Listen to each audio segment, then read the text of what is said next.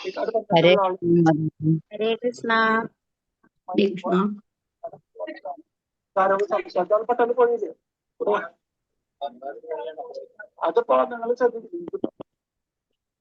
ലക്ഷ്മി ഹരേ കൃഷ്ണ.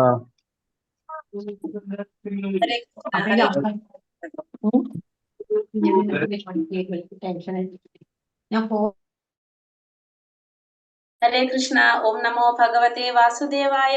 ഓം നമോ ഭഗവതേ വാസുദേവായ. ഓം നമോ ഭഗവതേ വാസുദേവായ. ഓം അജ്ഞാനതിമിരാന്ധസ്യ ജ്ഞാനാഞ്ജനാശലാകയ ചക്ഷുരുന്മീലിതം യേന തസ്മൈ ശ്രീ ഗുരവേ നമഃ. നമോ വിഷ്ണുപാദായ കൃഷ്ണപ്രേഷ്ഠായ ഭൂതലേ ശ്രീമതേ ഭക്തിവേദാന്ത സ്വാമിനിധി നാമിനേ. നമസ്തേ സാരസ്വതേ ദേവേ ഗൗരവാണി പ്രചാരിണേ നിർവിശേഷ ശൂന്യവാദി പാശ്ചാത്യദേശധാരിണേ. ജയ ശ്രീ കൃഷ്ണ ചൈതന്യ പ്രഭു നിത്യാനന്ദ ശ്രീ അദ്വൈത ഗദാധര ശ്രീവാസാദി ഗൗര ഭക്തവൃന്ദ. ഹരേ കൃഷ്ണ കൃഷ്ണ കൃഷ്ണ ഹരേ ഹരേ, ഹരേ രാമ രാമ രാമ ഹരേ ഹരേ. ഹരേ കൃഷ്ണ. ശ്രീ ശ്രീ രാധാ ഗോവിന്ദ് ടെമ്പിൾ ഇസ്കോൺ മാംഗ്ലൂരിന്റെ 18 ദിവസത്തെ ഭഗവത്ഗീത ക്ലാസ്സിലേക്ക് എല്ലാവർക്കും സ്വാഗതം. ഹരേ കൃഷ്ണ. എല്ലാവർക്കും പ്രണാമം. ഹരേ കൃഷ്ണ. ഹരേ കൃഷ്ണ. അപ്പൊ എല്ലാവർക്കും പ്രണാമം. നമ്മൾ ഇന്ന് അധ്യായം 7 ജ്ഞാന വിജ്ഞാന യോഗം 7ാമത്തെ അധ്യായത്തിലേക്ക് കടക്കാണ്. ഇന്നലെ നമ്മൾ 6 വരെയുള്ള അധ്യായം കഴിഞ്ഞു. 1 മുതൽ 6 വരെയുള്ള അധ്യായം ഏത് യോഗത്തിലാണ്? കർമ്മയോഗം. അല്ലെ? കർമ്മയോഗം. ഈ 7 മുതൽ 8 വരെ ഭക്തിയോഗം. ഭക്തിയോഗം. എല്ലാവരും നാമം ജപിച്ചൊന്ന് ജപിച്ചു. കാരണം നമ്മൾ ഭക്തിയോഗത്തിലേക്ക് കടക്കാണ് ഇനി. അപ്പൊ നമുക്ക് എന്ത് വേണം? അതൊക്കെ ഭക്തി വരണം അല്ലെ? നമ്മള് നാമജപത്തിലൂടെ നമ്മൾ തുടങ്ങാണ്. ഏകാദശിയാണ്, പാപമോചന ഏകാദശിയാണ്. നല്ലൊരു തുടക്കം നമുക്ക്.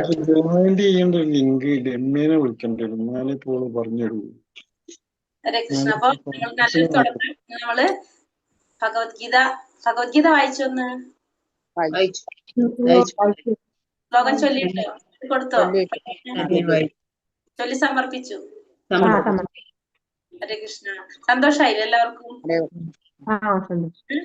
നമ്മൾ ഇത്രയും നാൾ ചെയ്യാത്തൊരു കാര്യം ചെയ്യുമ്പോ നമുക്ക് ഉണ്ടാവുന്ന ഒരു സന്തോഷമില്ലേ അത്? ഹരേ കൃഷ്ണ. അപ്പൊ നമ്മൾ ഇന്നലെ 6ാമത്തെ അധ്യായത്തിൽ എന്തൊക്കെയാ പഠിച്ചത്?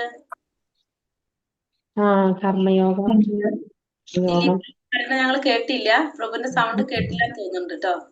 മാതാജിമാരെ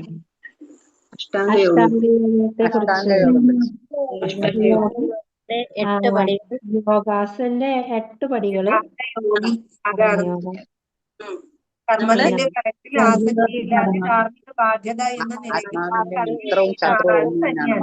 സന്യാസി അല്ലെ? ചെയ്യുന്ന വ്യക്തിയാണ് സന്യാസി. പിന്നെ അഷ്ടാംഗ യോഗയെ കുറിച്ച് പറഞ്ഞു. അഷ്ടാംഗ യോഗയുടെ 8 പടവുകൾ നമ്മൾ കണ്ടു. പക്ഷെ ഭഗവാൻ പറഞ്ഞു കലിയുഗത്തിൽ കുറച്ച് പാടാണ് ഇത് ചെയ്യാനായിട്ട്. അതിനേക്കാളും നല്ലത് അർജുനൻ തന്നെ പറഞ്ഞില്ലേ, മനസ്സിനെ പിടിച്ചു നിർത്താൻ ഭയങ്കര പാടാണ്. അപ്പൊ പിന്നെ നമ്മളെ കാര്യം പറയണ്ടല്ലോ. അപ്പൊ അതിനേക്കാളും നല്ലത് എന്താന്ന് പറഞ്ഞു?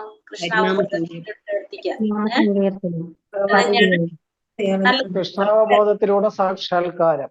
അതെ, കൃഷ്ണാവബോധത്തിലൂടെ നമ്മൾ എന്ത് ചെയ്യാ? മനസ്സിന് ഇന്ദ്രിയങ്ങളെ സാക്ഷാത്കാരം നേടാന്നുള്ളത് മനസ്സിലായി അല്ലേ? ഹരേ കൃഷ്ണ. ഭഗവാനുമായി ബന്ധിപ്പിക്കുന്ന അവസ്ഥ യോഗ. അതെ, യോഗ.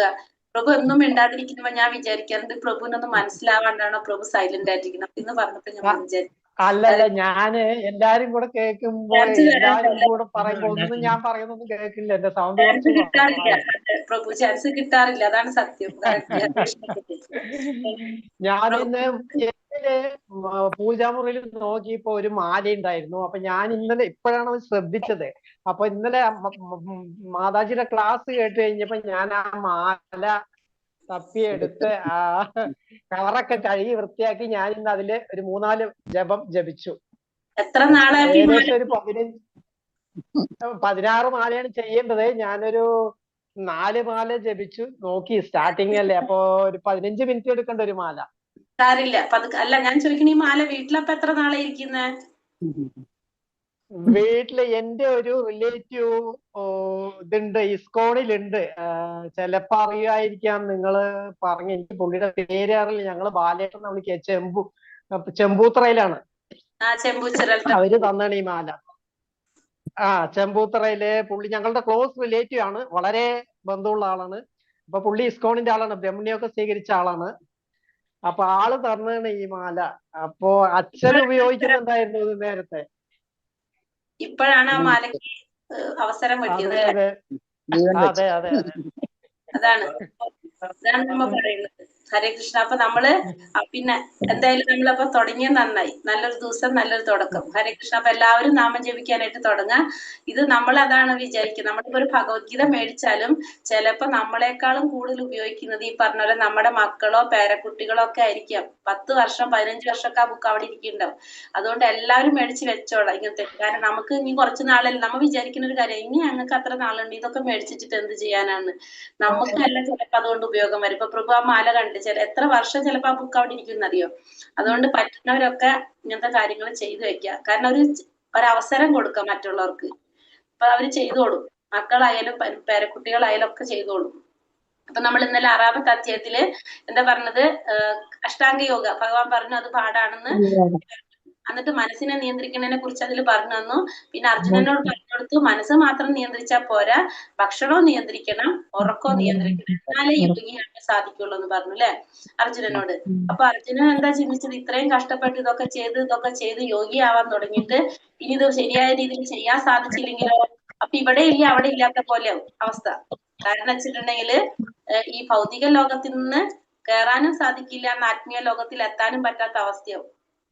അപ്പൊ ഭഗവാൻ എന്ത് പറഞ്ഞു കൊടുത്തു? അതും സാരില്ല, ആ ചെയ്തതിന്റെ ഫലം നിനക്ക് എന്തായാലും കിട്ടും അല്ലെ? അങ്ങനെയല്ലേ പറഞ്ഞത്? എന്താണ് നമ്മൾ ചെയ്തതിന്റെ ഫലം നമുക്ക് എന്തായാലും കിട്ടും. നമ്മള് 10 ചെയ്താൽ 10 കിട്ടും, 20 ചെയ്താൽ 20 കിട്ടും. അതേ രീതിയിൽ ഭഗവാൻ പറഞ്ഞു. അതായത് നമ്മള് വീണ്ടും ആ പുണ്യഫലങ്ങൾ അനുഭവിക്കാനായിട്ട് പുണ്യലോകത്ത് പോകും.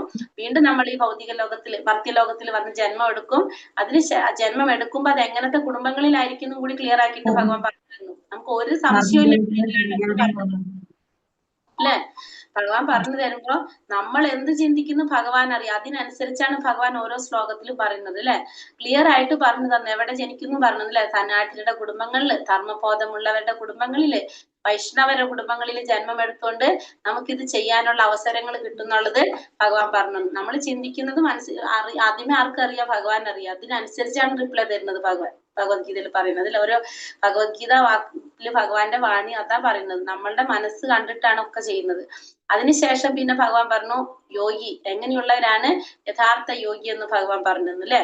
അങ്ങനെയാണ് നമ്മുടെ ഭഗവത്ഗീത 6ാമത്തെ അധ്യായം അവസാനിപ്പിക്കുന്നത്. പിന്നെ നമ്മൾ ഭക്തി യോഗത്തില് നമ്മൾ എന്തിനെ കുറിച്ച് പറഞ്ഞു? നാമജപത്തെ കുറിച്ച് പറഞ്ഞു അല്ലെ? നാമജപത്തിന്റെ വീഡിയോ കണ്ടോ? കണ്ടു. സംശയങ്ങൾ കിട്ടിയോ? സാധിച്ചോ? നാമം ജപിക്കാൻ നിങ്ങൾക്ക് ബുദ്ധിമുട്ടില്ലല്ലോ? അത് കേട്ടിട്ട് അപ്പൊ നാമം ജപിക്കുക. നമ്മുടെ ലക്ഷ്യം 18 ദിവസം ആകുമ്പോഴേക്കും 4 മാലയിലേക്ക് എത്താന്നുള്ളതായിരിക്കണം. നാമജപവും ഭഗവത്ഗീത ക്ലാസ് കഴിയുമ്പോൾ നമ്മള് പോലും അറിയാത്ത രീതിയിൽ നമ്മൾ മാറിയിട്ടുണ്ടാവും. നമുക്ക് വേണ്ട 3 കാര്യങ്ങള്: നാമം ജപിക്കുക, ഭാഗവതം കേൾക്കുക, ഭഗവത്ഗീത പഠിക്കുക. ഇത് നമ്മൾ ചെയ്തു വരുമ്പോ നമ്മൾ പോലും അറിയാതെ നമ്മുടെ ഉള്ളിൽ ഇരുന്നിട്ട് ഒരാൾ നമ്മളെ മാറ്റും. ആരാണ് മാറ്റുന്നത്? നമ്മുടെ ഉള്ളിൽ ഇരുന്നിട്ട് നമ്മളെ മാറ്റും. നമ്മൾ മാറണ്ടെന്ന് വിചാരിച്ചാലും ഭഗവാൻ അത് മാറ്റിയിരിക്കും. അങ്ങനെ ചെയ്യാം. നമ്മൾ അറിയില്ല നമ്മൾ മാറ്റുന്നത്. നമ്മൾ ആകെ ഇത് മാത്രമേ ചെയ്തുകൊണ്ട് പോകണ്ടാവുള്ളൂ. പക്ഷെ ഭഗവാൻ മാറ്റിയിരിക്കും. അപ്പൊ അങ്ങനെ നമ്മൾ ഇന്നലെ നാമജപത്തെ കുറിച്ചും നാമജപത്തിന്റെ ഗുണങ്ങൾ നമ്മൾ കണ്ടു അല്ലെ? നാമജപത്തിന്റെ ഗുണങ്ങൾ നമുക്ക് മനസ്സിലായി. എന്തൊക്കെയാണ് നമ്മൾ നാമജപത്തിന്റെ ഗുണങ്ങൾ കണ്ടത്?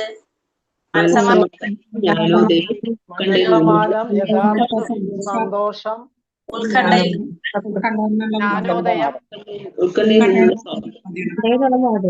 മനസമാധാനം, യഥാർത്ഥ സന്തോഷം, ജ്ഞാനോദയം. ഒരെണ്ണം കൂടി ഉണ്ടായിരുന്നില്ല, ഉത്കണ്ഠയിൽ നിന്നും മോചനം. 7ാമത്തെ അധ്യായത്തിലേക്ക് പോകാം. 7ാമത്തെ അധ്യായത്തിൽ പറയുന്നത് ജ്ഞാന വിജ്ഞാന യോഗം. 7ാമത്തെ അധ്യായം ജ്ഞാന വിജ്ഞാന യോഗമാണ്. 7ാമത്തെ അധ്യായം ജ്ഞാനം എന്ന് വെച്ചാല് അറിവ്, വിജ്ഞാനം വെച്ച് നമുക്ക് അറിഞ്ഞു കഴിഞ്ഞാൽ നമ്മൾ അതെന്ത് ചെയ്യണം? അത് നമ്മൾ പ്രാവർത്തികമാക്കാനായിട്ട് നോക്കാം.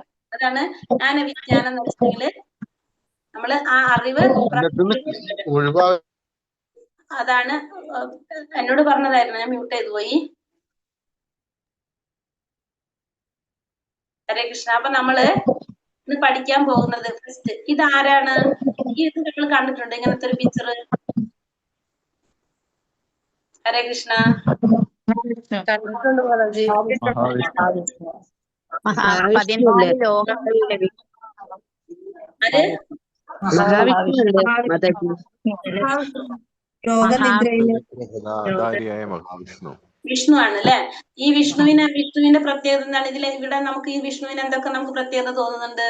ശംഖു, ചക്ര, ഗദ, അനന്ത ശംഖുണ്ട്.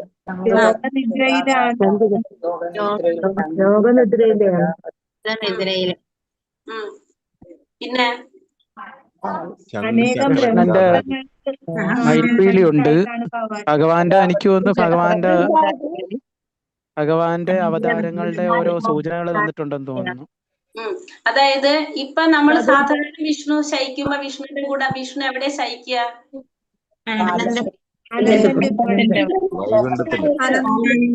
അനന്തശായി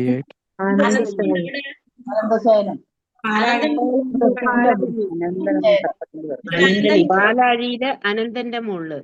ഇവിടെ അനന്തനുണ്ടോ? അനന്തനില്ല.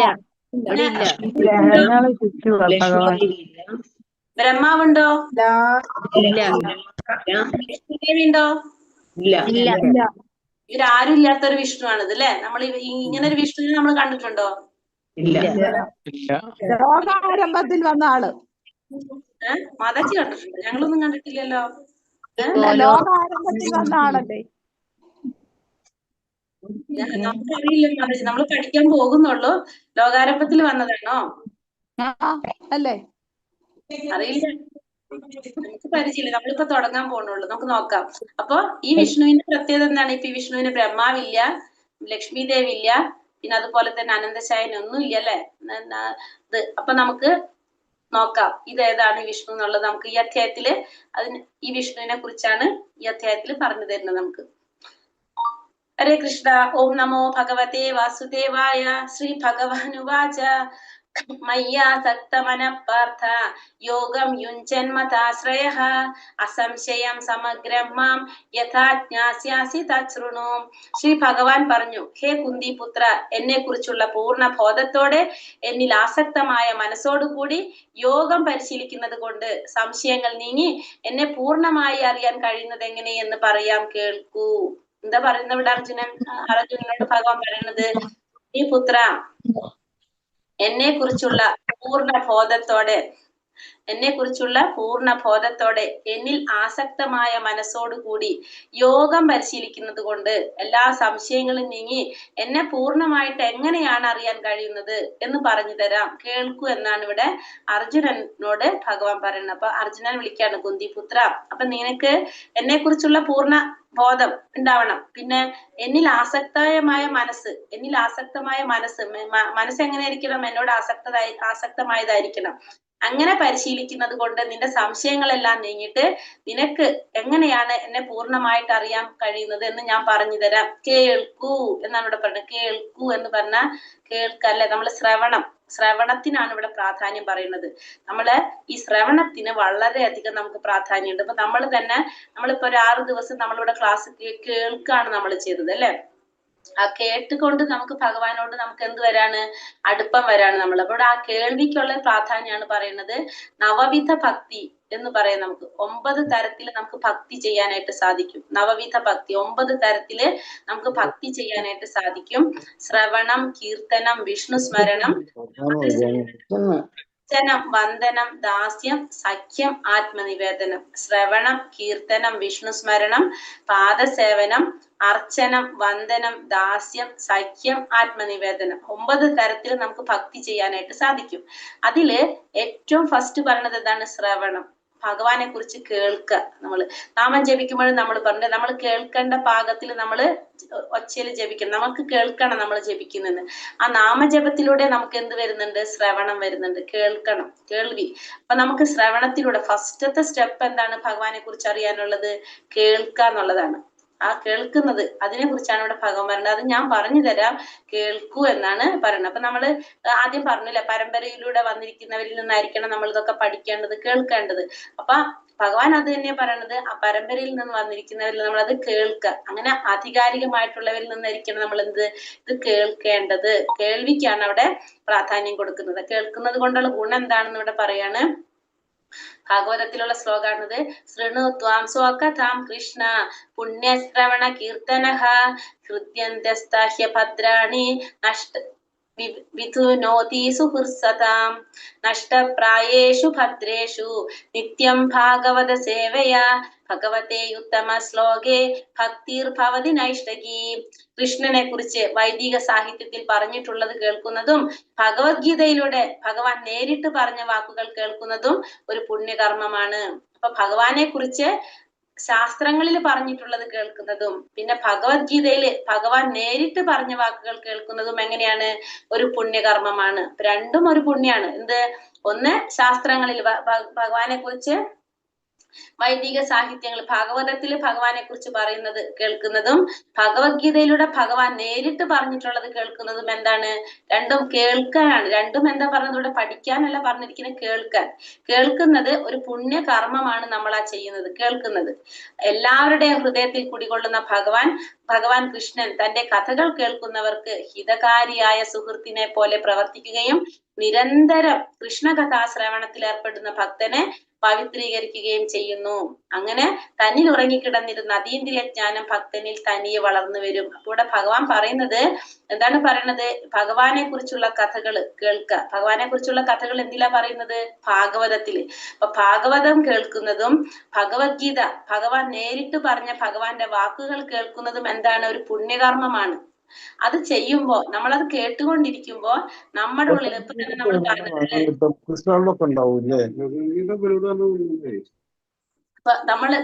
നമ്മളിപ്പോ തന്നെ പറഞ്ഞതാണ്. എന്താ പറഞ്ഞത്? നമ്മളത് കേൾക്കുമ്പോ നമ്മുടെ ഉള്ളിലിരിക്കുന്ന ഭഗവാൻ ഹിതകാരിയായ സുഹൃത്തിനെ പോലെ പ്രവർത്തിക്കുകയും നമ്മുടെ ഉള്ളിലുള്ള ഭഗവാൻ എന്താണ്? ഒരു സുഹൃത്തിനെ പോലെ പ്രവർത്തിക്കുകയും നിരന്തരം ആ കൃഷ്ണകഥാ ശ്രവണത്തിൽ ഏർപ്പെട്ടുകൊണ്ടിരിക്കുന്ന ഭക്തനെ, അത് കേട്ടുകൊണ്ടിരിക്കുന്ന ഭക്തനെ പവിത്രീകരിക്കുകയും ചെയ്യുന്നു. അപ്പൊ നമ്മൾ എന്ത് ചെയ്യുന്നു? നമ്മള് ഭഗവാന്റെ കഥകൾ കേൾക്കുന്നു, ഭഗവാന്റെ വാണിയായിട്ടുള്ള ഭഗവത്ഗീത കേൾക്കുന്നു. ബാക്കി ചെയ്യുന്നത് ആരാണ് അവിടെ? ഭഗവാനാണ് ചെയ്യുന്നത്. അപ്പൊ നമ്മളത് കേട്ടുകൊണ്ടിരിക്കുമ്പോ ഹിതകാരിയായ സുഹൃത്തിനെ പോലെ പ്രവർത്തിക്കുന്നു ഭഗവാൻ. അതിന് മാത്രല്ല നമ്മുടെ പവിത്രീകരിക്കുകയും ചെയ്യുന്നു. അപ്പൊ നമ്മൾ എന്താ ചെയ്യുന്നത്? ഭഗവതം കേൾക്കുന്നു, ഭഗവത്ഗീത കേൾക്കുന്നു, നാമം ജപിക്കുന്നു. അപ്പൊ നമ്മൾ ഇത് മൂന്നും കേട്ടുകൊണ്ടിരിക്കുമ്പോ ബാക്കി ആക്ഷൻ അവിടെ ആരാ ചെയ്യുന്നത്? ഭഗവാനാണ് ചെയ്യുന്നത്. നമ്മുടെ ഉള്ളില് പരമാത്മാ രൂപത്തിലിരിക്കുന്ന ഭഗവാൻ, ആ ഭഗവാൻ നിരന്തരം ഇത് കേട്ടുകൊണ്ടിരിക്കുന്ന ഭക്തന്റെ സുഹൃത്തിനെ പോലെ പ്രവർത്തിക്കും, നമ്മളെ പവിത്രീകരിക്കുകയും ചെയ്യുന്നു. അങ്ങനെ നമ്മളിൽ ഉറങ്ങിക്കിടന്നിരിക്കുന്ന അതീന്ദ്രിയമായ ജ്ഞാനം തന്നെത്താനെ വളർന്നിരുന്നു. നമുക്ക് എല്ലാവർക്കും ഭഗവാനോട് എന്തുണ്ട്? അതീന്ദ്രിയമായിട്ടുള്ള ഭഗവാനോടൊരു പ്രേമം നമുക്ക് എല്ലാവർക്കും ഉണ്ട്. നമുക്ക് പക്ഷെ അത് അറിയാൻ സാധിക്കുന്നില്ല. എന്തുകൊണ്ട്? നമ്മൾ ഈ ഭൗതിക പ്രപഞ്ചത്തിൽ വന്നപ്പോ നമ്മള് ഭഗവാനെ മറന്നുപോയി. നമ്മളിവിടെ വന്നു, നമുക്ക് ഈ ശരീര ബന്ധം മാത്രമേ നമുക്ക് അറിയുന്നുള്ളൂ. ഈ ശരീരം കൊണ്ടുള്ള ബന്ധം, നമ്മുടെ അച്ഛൻ, അമ്മ, സഹോദരങ്ങള്, ഭർത്താവ്, മക്കൾ, ഈ ബന്ധം മാത്രമേ നമുക്ക് അറിയാൻ സാധിക്കുന്നുള്ളൂ. ഭഗവാനെ കുറിച്ച് നമുക്കൊരു ബന്ധമുണ്ട്, ആത്മീയമായിട്ടുള്ള ബന്ധം. അത് നമുക്ക് മറന്നുപോയി. എങ്ങനെ? നമ്മൾ ഈ ഭൗതിക പ്രപഞ്ചത്തിൽ വന്നു ഈ ത്രിഗുണങ്ങളുടെ സ്വാധീനം കൊണ്ട് നമ്മളത് മറന്നുപോയി. പക്ഷേ നമ്മൾ ഇത് നിരന്തരം കേട്ടുകൊണ്ടിരിക്കുമ്പോ നമ്മളിൽ എന്ത് വരും? നമ്മുടെ ആ ജ്ഞാനം തന്നെത്താനെ വളർന്നു വരും. നമ്മുടെ ഉള്ളിൽ ഇരിക്കുന്ന ആ ഭഗവാനോടുള്ള ഒരു പ്രേമം തന്നെത്താനെ മനസ്സിലാക്കാനായിട്ട് സാധിക്കും. എങ്ങനെ? അതീന്ദ്രിയ ജ്ഞാനം ലഭിക്കുന്നതുകൊണ്ട് നമുക്ക് ഭഗവാനെ കുറിച്ചുള്ള അറിവ് കിട്ടുമ്പോ തന്നെത്താനെ ഭഗവാനോടുള്ള ഒരു പ്രേമം, നമ്മളിൽ ഉറങ്ങിക്കിടന്നിരിക്കുന്ന ആ ഭഗവാനോടുള്ള ഒരു സ്നേഹം തന്നെത്താനെ നമുക്ക് വളർന്നു വരും. അപ്പൊ നമ്മളിവിടെ എന്താ ചെയ്യുന്നുള്ളൂ? ഭാഗവതം കേൾക്കുന്നു, ഭഗവത്ഗീത പഠിക്കുന്നു, അതേപോലെ തന്നെ ഭാഗവതം കേൾക്കുക, നാമം ജപിക്കുന്നു. അതായത് അവിടെ നമ്മൾ കേൾവിയാണ് വരുന്നത്. ഇത് ചെയ്യുമ്പോ ബാക്കി അവിടെ ആക്ഷൻ ആരാ ചെയ്യുന്നത്? ഭഗവാനാണ് ചെയ്യുന്നത്. അപ്പൊ നമുക്ക് ഒന്നും തോന്നില്ല. നമുക്ക് ഇത്ര മനസ്സിലാവും, ഞാൻ 10 ദിവസം ഭഗവത്ഗീത ക്ലാസ് കേട്ടു, ഭാഗവതം ക്ലാസ് കേട്ടു, നാമം ജപിച്ചപ്പോ ഞാൻ പോലും അറിയാതെ എനിക്ക് മാറ്റങ്ങൾ വന്നു. അവിടെ ആരാ പ്രവർത്തിക്കുന്നത്? അവിടെ ആക്ഷൻ ചെയ്യുന്നത് ആരാണ്? ഭഗവാനാണ് ചെയ്യുന്നത്. നിരന്തരം കഥാശ്രവണത്തിൽ ഏർപ്പെട്ടിരിക്കുന്ന ഭക്തനെ ഒരു സുഹൃത്തിനെ പോലെ പ്രവർത്തിക്കുന്നു, അവരെ പവിത്രീകരിക്കുകയും ചെയ്യുന്നു ഭഗവാൻ. മനുഷ്യാണാം സഹസ്രേഷു കശ്ചിദത്യതി സിദ്ധയേ യതതാമപി സിദ്ധാനാം കശ്ചിൻ മാം വേത്തി തത്വതഃ. ആയിരക്കണക്കിന് ആളുകളിൽ ചിലപ്പോൾ ഒരാൾ പൂർണ്ണത നേടാൻ ഉദ്യമിച്ചേക്കാം. അങ്ങനെ പൂർണ്ണത നേടിയവരിലും ഒന്നിലേറെ പേർ എന്നെ തികച്ചും അറിയുന്നതുമില്ല. അപ്പൊ ആയിരക്കണക്കിന് ആളുകളിൽ ചിലപ്പോൾ ഒരാൾ എന്തിനു ശ്രമിക്കും? പൂർണ്ണത നേടാനായിട്ട് ശ്രമിക്കാം. ആയിരക്കണക്കിന് പേരിലാണ് ഒരാൾ എന്തിനു ശ്രമിക്കുന്നത്? പൂർണ്ണത നേടാൻ ശ്രമിക്കുന്നത്. അങ്ങനെ പൂർണ്ണത നേടുന്നവരിലോ എല്ലാവർക്കും ഭഗവാനെ അറിയാനും സാധിക്കില്ല. അപ്പൊ കുറെ പേരുണ്ടാവും പൂർണ്ണത നേടാനായിട്ട് ശ്രമിക്കുക. അതിൽ ഒരാൾക്കാണ് പൂർണ്ണത നേടാനായിട്ട് ഭഗവാൻ. ആയിരക്കണക്കിന് ആളുകൾ ചിലപ്പോൾ ഒരാള് പൂർണ്ണത നേടാൻ ശ്രമിക്കാം. അങ്ങനെ പൂർണ്ണത നേടുന്ന 1000 പേരുണ്ടെങ്കിൽ അതിലോ എല്ലാവർക്കും ഭഗവാൻ അറിയാനും സാധിക്കില്ല. അപ്പൊ ഭഗവാൻ അറിയാനായിട്ട് എല്ലാവർക്കും അവസരം കിട്ടില്ല. ഭഗവാന്റെ കാരുണ്യം ഉണ്ടെങ്കിൽ നമുക്ക് എന്ത് സാധിക്കുള്ളൂ? ഭഗവാനെ കുറിച്ച് അറിയാനായിട്ട് അവസരം കിട്ടുള്ളൂ. എല്ലാവർക്കും ആഗ്രഹിച്ചാലും എന്ത് നടക്കില്ല? ഭഗവാനെ കുറിച്ച് അറിയാനായിട്ട് സാധിക്കണമെന്നില്ല.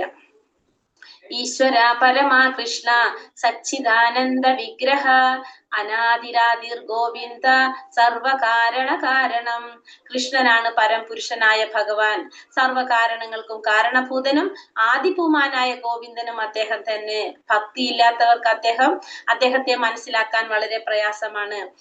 ഭക്തിയുടെ സേവനത്തിന്റെ വഴി എത്രയും എളുപ്പമുള്ളതാണെന്ന് അഭക്തന്മാർ ഉദ്ഘോഷിക്കും. ഇത് അഭക്തന്മാർക്ക് മനസ്സിലാക്കാനായിട്ട് കഴിയുകയില്ല. ഭക്തിമാർഗം ഇത്രയും നിഷ്പ്രയാസമാണെങ്കിൽ അവർ എന്തിന് വിഷമമുള്ള വഴിക്ക് നീങ്ങുന്നു? അപ്പൊ ഇവിടെ എന്താ പറയണത്? ഈശ്വര പരമാ കൃഷ്ണ സച്ചിദാനന്ദ വിഗ്രഹ അനാദിരാദിർ ഗോവിന്ദ സർവകാരണ കാരണം. അപ്പൊ കൃഷ്ണനാണ് എന്ത്? പരംപുരുഷനായ ഭഗവാൻ. സർവകാരണങ്ങൾക്കും കാരണഭൂതനും ആരാണ്? ആദിപുരുഷനായ ആദിപൂമാനായ ഗോവിന്ദനും ഭഗവാൻ തന്നെയാണ്. ഇതെവിടെ ആരാണ് ഇത് പറഞ്ഞത്? ആരെ സ്തുതികളാണിത് അറിയാവോ? ഈശ്വര പരമാ കൃഷ്ണ സച്ചിദാനന്ദ വിഗ്രഹ അനാദിരാദിർ ഗോവിന്ദ സർവകാരണ കാരണം. ബ്രഹ്മാവിന്റെ സ്തുതികളാണിത്. ബ്രഹ്മാവ് സ്തുതിക്കുന്നതാണ്. എല്ലാത്തിനും കാരണം ആരാണ്? സർവകാരണ കാരണം. എല്ലാത്തിനും കാരണം ആരാണ്? ഗോവിന്ദനാണ്. ആ ഗോവിന്ദനെയാണ് ആര് സ്തുതിക്കുന്നത്? ബ്രഹ്മാവ് സ്തുതിക്കുന്നത്. അപ്പൊ ഭക്തി ഇല്ലാത്തവർക്ക് ഭഗവാനെ മനസ്സിലാക്കാൻ പറ്റില്ല. വളരെ ബുദ്ധിമുട്ടാണ് ഭക്തി ഇല്ലാത്തവർക്ക് ഭഗവാനെ മനസ്സിലാക്കാനായിട്ട്. പ്രയാസമാണ്. ഭക്തി ഇല്ലാത്തവർ എന്താ വിചാരിക്കുന്നത്? ഈ ഭക്തി സേവനത്തിന്റെ വഴി ഭയങ്കര എളുപ്പമാണെന്നാണ് അവർ പറയുന്നത്. ഭക്തി ഇല്ലാത്തവരുടെ ധാരണ എന്താണ്? ഈ ഭക്തി ചെയ്യുന്നവരുടെ വഴി ഒരു ജോലി ഇല്ലാതെ നമുക്ക് വെറുതെ ഇരുന്ന് ചെയ്യാൻ പറ്റുന്ന ഒരു കാര്യമാണ് എന്ത്? ഭക്തി എന്നാണ് അഭക്തന്മാരുടെ ധാരണ. പക്ഷെ അത് അത്ര എളുപ്പമുള്ള കാര്യമില്ല എന്നുള്ളത് നമുക്ക് മനസ്സിലാക്കാം. നമ്മളിപ്പോ കഴിഞ്ഞ ശ്ലോകത്തിൽ പറഞ്ഞു അല്ലെ? എന്താണ് പറഞ്ഞത്? കുറെ പേര് മനുഷ്യാണാം സഹസ്രേഷു കശ്ചിദത്യതി സിദ്ധയെ എന്ന് പറഞ്ഞു. കുറെ പേര് ചിലപ്പോൾ പരിപൂർണത നേടാനായിട്ട് ശ്രമിക്കാം. പക്ഷെ എല്ലാവർക്കും സാധിക്കില്ല എന്ന് പറഞ്ഞു. അപ്പൊ അതുകൊണ്ട് മാതാജി ഒരു സംശയം. ആ 9 തരത്തിലുള്ള ഭക്തി ഒന്നുകൂടെ ഒന്ന് പറയാവോ? ശ്രവണം, കീർത്തനം, വിഷ്ണുസ്മരണം. ശ്രവണം, കീർത്തനം, വിഷ്ണുസ്മരണം, പാദസേവനം, അർച്ചനം, ഓക്കെ, വന്ദനം, ദാസ്യം, സഖ്യം, ആത്മനിവേദനം. പറയും നമ്മള് ഇനി പറഞ്ഞു പോകൂട്ടോ അത്. ഓക്കെ. ഹരേ കൃഷ്ണ. അപ്പൊ ഇവിടെ ഭക്തി ഇല്ലാത്തവർക്ക് ഭഗവാനെ മനസ്സിലാക്കാനായിട്ട് അവരുടെ വിചാരം എന്താണ്? ഭക്തി എന്ന് വെച്ചിട്ടുണ്ടെങ്കിൽ വളരെ എളുപ്പത്തിൽ ചെയ്യാൻ പറ്റുന്ന ഒരു കാര്യമാണ്. എത്ര എളുപ്പമുള്ളതാണെന്നാണ് ആ ഭക്തന്മാരുടെ ധാരണ. പക്ഷെ നമ്മൾ ആഗ്രഹിച്ചാലും ഭഗവാന്റെ കാരുണ്യം ഇല്ലാതെ നമുക്ക് എന്ത് സാധിക്കില്ല? ഭഗവാനെ മനസ്സിലാക്കാനോ ഭക്തി ചെയ്യാനോ നമുക്ക് സാധിക്കില്ല എന്നാണ് ഇവിടെ പറയുന്നത്. പിന്നെ അടുത്തതിൽ എന്താ പറയണത്? ഭൂമിരാപനലോ വായു ഖം മനോ ബുദ്ധിരേവച അഹങ്കാരമിതീയമ്മേ ഭിന്ന പ്രകൃതിരഷ്ടത. എന്റെ ഭിന്നമായ പ്രകൃതി, ഭൗതിക പ്രകൃതി എന്ന് പറയുന്നത് ഭൂമി, ജലം, അഗ്നി, വായു, ആകാശം, മനസ്സ്, ബുദ്ധി, മിഥ്യാഹങ്കാരം. ഈ 8 അടങ്ങിയതാണ് എന്ത്? ഈ ഭൗതിക പ്രപഞ്ചം. ഭൗതിക പ്രകൃതി എന്ന് പറയുന്നത് ഭൂമി, ജലം, അഗ്നി, വായു, ആകാശം, മനസ്സ്, ബുദ്ധി, മിഥ്യാഹങ്കാരം. ഈ 8 അടങ്ങിയതാണ് എന്ത്? ഈ ഭൗതിക പ്രകൃതി എന്ന് പറയുന്നത്. ഈ 8 കാര്യങ്ങൾ അടങ്ങിയതാണ്. ഭൂമി, ജലം, അഗ്നി, വായു, ആകാശം, മനസ്സ്, ബുദ്ധി, മിഥ്യാഹങ്കാരം. ഈ 8 അടങ്ങിയതാണ് എന്ത്? ഭൗതിക പ്രകൃതി എന്ന് പറയുന്നത്. ഈ ഭൗതിക പ്രകൃതി ഈ ഭൗതിക പ്രകൃതിയെ നിയന്ത്രിക്കുന്നത്, ഈ ഭൗതിക പ്രപഞ്ചം, ഈ പ്രകൃതിയെ നിയന്ത്രിക്കുന്നത് ഭഗവാന്റെ തന്നെ ശക്തികളാണ്. ഭഗവാന്റെ രൂപവിസ്തരണങ്ങളായിട്ടുള്ള 3 വിഷ്ണുമൂർത്തികളാണ് എന്ത് ചെയ്യുന്നത്? ഈ ഭൗതിക പ്രപഞ്ചത്തെ, ഈ പ്രകൃതിയെ നിയന്ത്രിക്കുന്നത് ഭഗവാന്റെ ശക്തികളാണ്. ഒരു മിനിറ്റ്.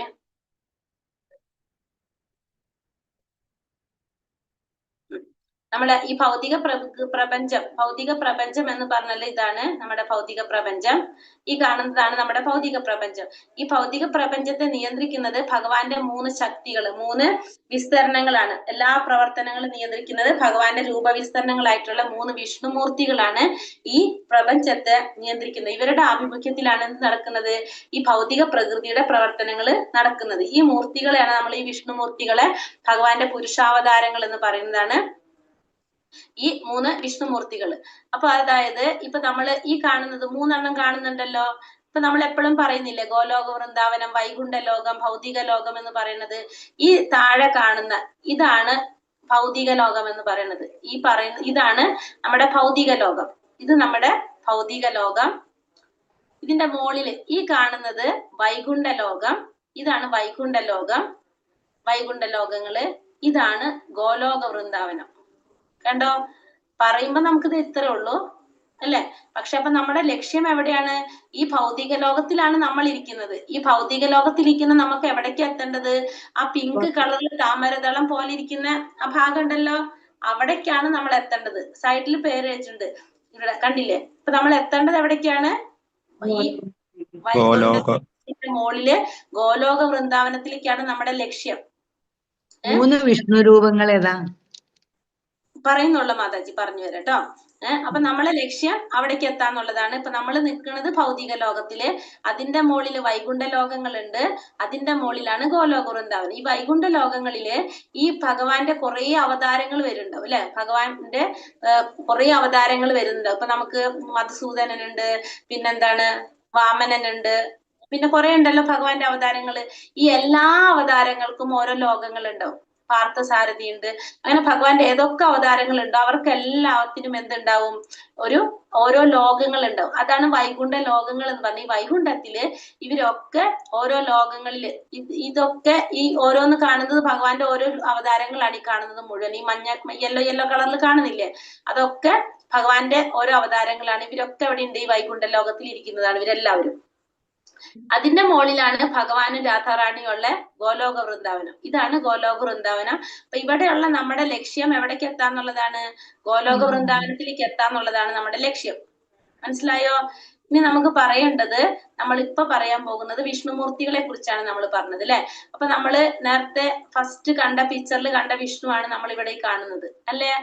ഈ വിഷ്ണുമൂർത്തിയല്ലേ നമ്മൾ അവിടെ കണ്ടത് ഫസ്റ്റ് തുടക്കത്തില്? ഇതാണ് നമ്മൾ ഫസ്റ്റ് ഭഗവാന്റെ നമ്മൾ പറഞ്ഞു അല്ലെ, ഭൗതിക പ്രകൃതിയുടെ പ്രവർത്തനങ്ങളെ നിയന്ത്രിക്കുന്നത് ഈ 3 വിഷ്ണുമൂർത്തികളാണെന്ന് പറഞ്ഞു. അതിൽ ആദ്യത്തെ വിഷ്ണു ആണത് കാരണോദകശായ വിഷ്ണു.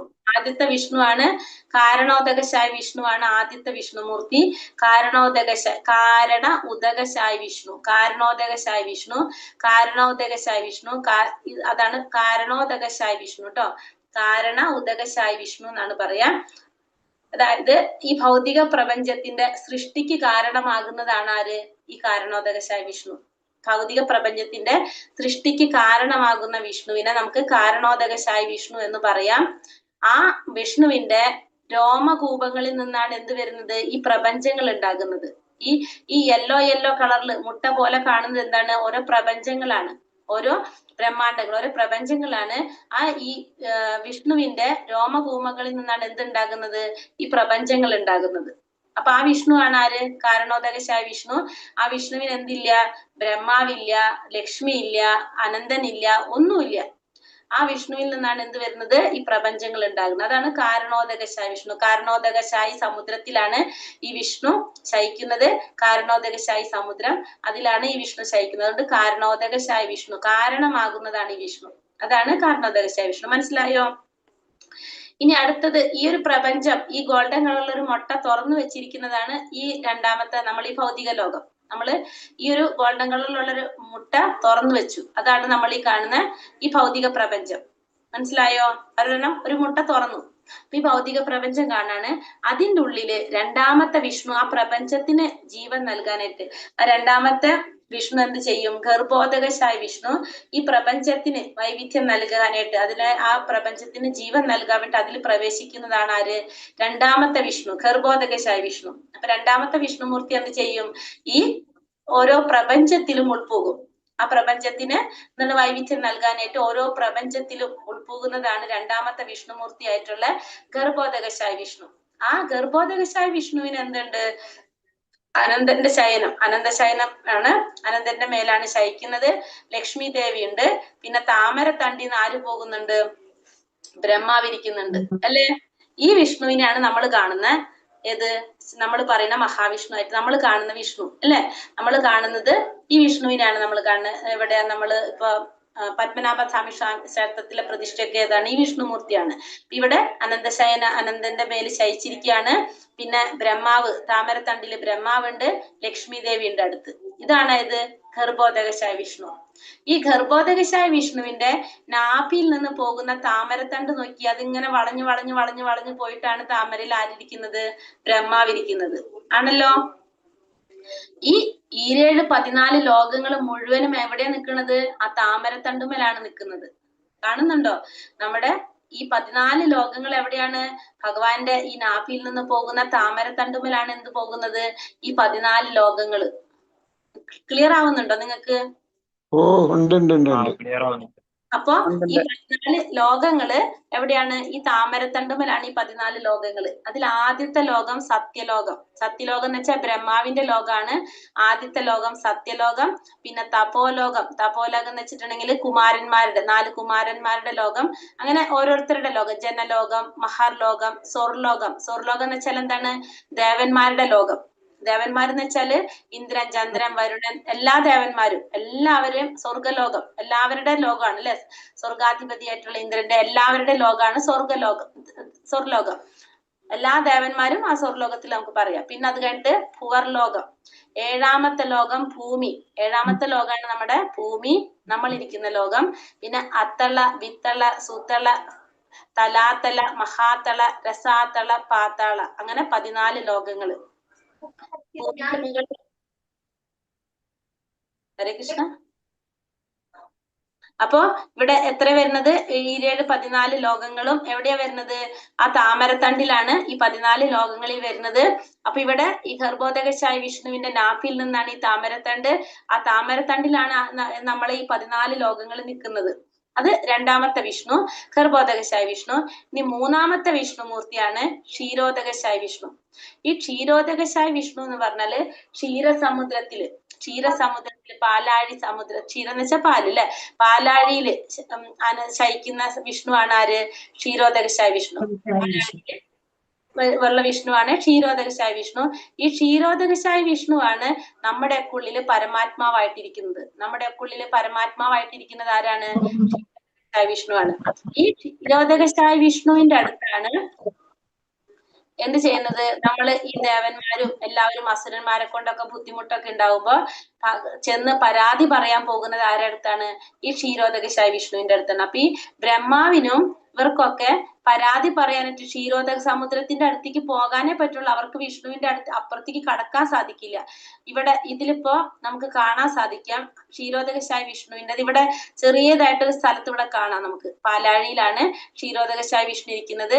ഈ ഭൗതിക പ്രപഞ്ചത്തിന്റെ ഇവിടെ ഇരിക്കുന്നത്. പക്ഷേ ഈ ക്ഷീരോദകശായ വിഷ്ണു എന്ന് നമുക്ക് ഒന്നുകൂടി പറയാനായിട്ട്, നമ്മളിപ്പോ എംബസി വർക്ക് ചെയ്യില്ല, നമ്മളിപ്പോ ഗൾഫിൽ എന്തെങ്കിലും കാര്യങ്ങൾ ചെയ്യണമെങ്കിൽ നമുക്കിപ്പോ ഗൾഫിൽ പോണതിന് പകരം നമുക്ക് എന്ത് ചെയ്യാം? ഇന്ത്യൻ എംബസി ഉണ്ടാവില്ലേ? അപ്പൊ നമുക്ക് അവിടെ ചെന്നിട്ട് അതിന്റെ പേപ്പർ വർക്കുകൾ ചെയ്ത് കഴിഞ്ഞാൽ നമുക്ക് അവിടേക്ക് പോവാതെ തന്നെ കാര്യം നടത്താം.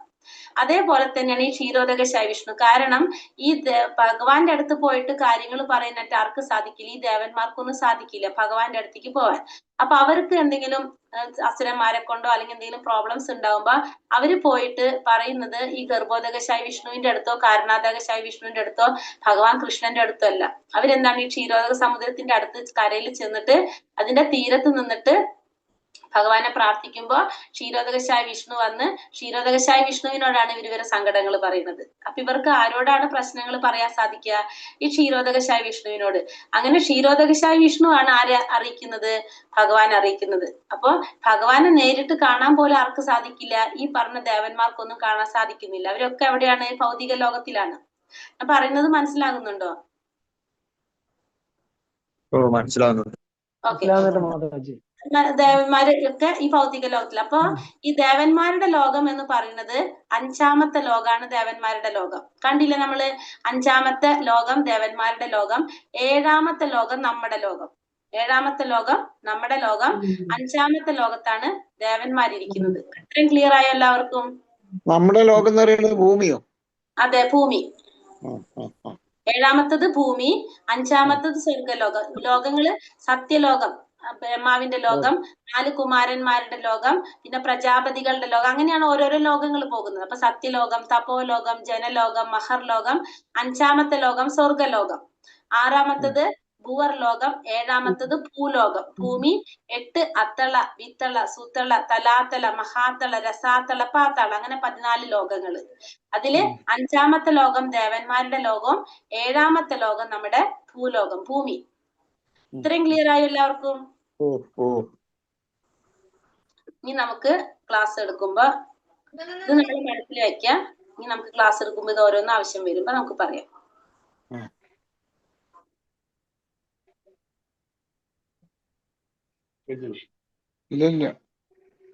ഹരേ കൃഷ്ണ മാതാജി. കാരണോദകശായി വിഷ്ണു കിടക്കുന്നത് കാരണ സമുദ്രത്തിലല്ലേ? അപ്പൊ ആ സമുദ്രത്തിനകത്താണോ ഈ ക്ഷീരസാഗരം ഒക്കെ ഉള്ളത്? അല്ല, കാരണോ സമുദ്രം വേറെ. ക്ഷീരസമുദ്രം ഭൗതിക ലോകത്തില് വേറെ പറയണ മാതാജി. ഭൗതിക ലോകത്തിലല്ല, അത് വേറെ. നീ കാണിച്ചു തരാം കേട്ടോ. അത് കാരണസമുദ്രം ഇതിന്റെ പുറത്താ വരുന്നത് കേട്ടോ. കാണിച്ചു തരാം. ഇനി അടുത്തത്. അപ്പൊ അടുത്ത ശ്ലോകത്തിൽ എന്താ പറയണത്? അപരേയമിത സ്തന്യം പ്രകൃതിം വിദ്ധി മേ പരാം ജീവഭൂത മഹാബാഹോ യേദം ധര്യതേ ജഗത്. ഇവയ്ക്ക് പുറമെ ഹേ മഹാബാഹുവായ അർജുന, എനിക്ക് മറ്റൊരു ഉത്കൃഷ്ട ശക്തി കൂടിയുണ്ട്. ഈ താഴ്ന്ന തരം ഭൗതിക പ്രകൃതിയുടെ വിഭവങ്ങളെ ചൂഷണം ചെയ്യുന്ന ജീവഗണങ്ങളാണത്. അപ്പൊ ഇനി ഇത് കൂടാതെ ഇപ്പൊ ഭഗവാന്റെ അധമ ശക്തി കുറിച്ചാണ് ഇവിടെ പറഞ്ഞത്. ഇനി ഭഗവാൻ പറയണം, ഭഗവാൻ ഇത് കൂടാതെ വേറൊരു ഉത്കൃഷ്ട ശക്തി ഉണ്ട്. ഒരു ഉത്കൃഷ്ട ശക്തി ഉണ്ട്. ആ ഉത്കൃഷ്ട ശക്തി എന്ന് പറയുന്നത് ഭൂമി അറിയുന്നത്. ഹരേ കൃഷ്ണ. ഹരേ കൃഷ്ണ. ഒന്നുമില്ല മാതാജി, വെറുതെ. ഹരേ കൃഷ്ണ. അപ്പൊ ഇതിന് പുറമെ എന്താണ് പറയാ? മഹാബാഹുവായ അർജുന, എനിക്ക് മറ്റൊരു ഉത്കൃഷ്ട ശക്തി ഉണ്ട്. ഉത്കൃഷ്ട ശക്തി എന്താണ്? താഴ്ന്ന തരം ഭൗതിക പ്രകൃതിയെ ചൂഷണം ചെയ്യുന്ന ജീവഗണങ്ങള്, ജീവാത്മാക്കളാണ് ഭഗവാന്റെ ഉയർന്ന ശക്തി. ഉത്കൃഷ്ട ശക്തി എന്ന് പറയുന്നത് ആരാണ്? ജീവാത്മാക്കൾ. ഈ ജീവാത്മാക്കൾ എന്ന് പറഞ്ഞാൽ ആരാണ്? നമ്മളാണ് ജീവാത്മാക്കൾ. ഈ ജീവാത്മാക്കളാണ് ഭഗവാന്റെ ഉത്കൃഷ്ട ശക്തി എന്ന് ഭഗവാൻ പറയാണ്. ഭൗതിക പ്രകൃതി കൂടാതെ, ഭൗതിക പ്രകൃതി ഭഗവാന്റെ അധമ ശക്തിയാണ്. അത് കൂടാതെ ഭഗവാന്റെ ഒരു ഉത്കൃഷ്ട ശക്തി ഉണ്ട്. അതാണ് ആര്? ജീവാത്മാക്കൾ, ജീവഗണങ്ങളാണ് ഭഗവാന്റെ ഉത്കൃഷ്ട ശക്തി. ഇനി ഭഗവാൻ എന്താ പറയണത്? മത്ത പലതരം നാന്യാത് കിഞ്ചദസ്തി ധനഞ്ജയ മയി സർവമിതം പ്രോതം സൂത്രേ മണിഗണ ഇവ. ഹേ ധനഞ്ജയ, എന്നേക്കാൾ ശ്രേഷ്ഠമായ ഒരു സത്യമില്ല. മുത്തുകൾ നൂലിന്മേൽ എന്ന പോലെ സർവ്വതും എന്നിൽ ഇണക്കി കോർക്കപ്പെട്ടിരിക്കുന്നു. അപ്പൊ ഭഗവാൻ പറയാണ്, ഭഗവാനേക്കാൾ ശ്രേഷ്ഠമായ ഒരു സത്യമില്ല. എപ്രകാരമാണോ മുത്തുകള് നൂലിന്മേല് മുത്ത് കോർത്തിരിക്കുന്നത്, നമ്മൾ ആ നൂല് കാണുന്നില്ല, പക്ഷെ മുത്ത് നല്ല ഭംഗിയിൽ അടക്കി വെച്ച പോലെ നമുക്ക് കാണാൻ സാധിക്കും അല്ലെ?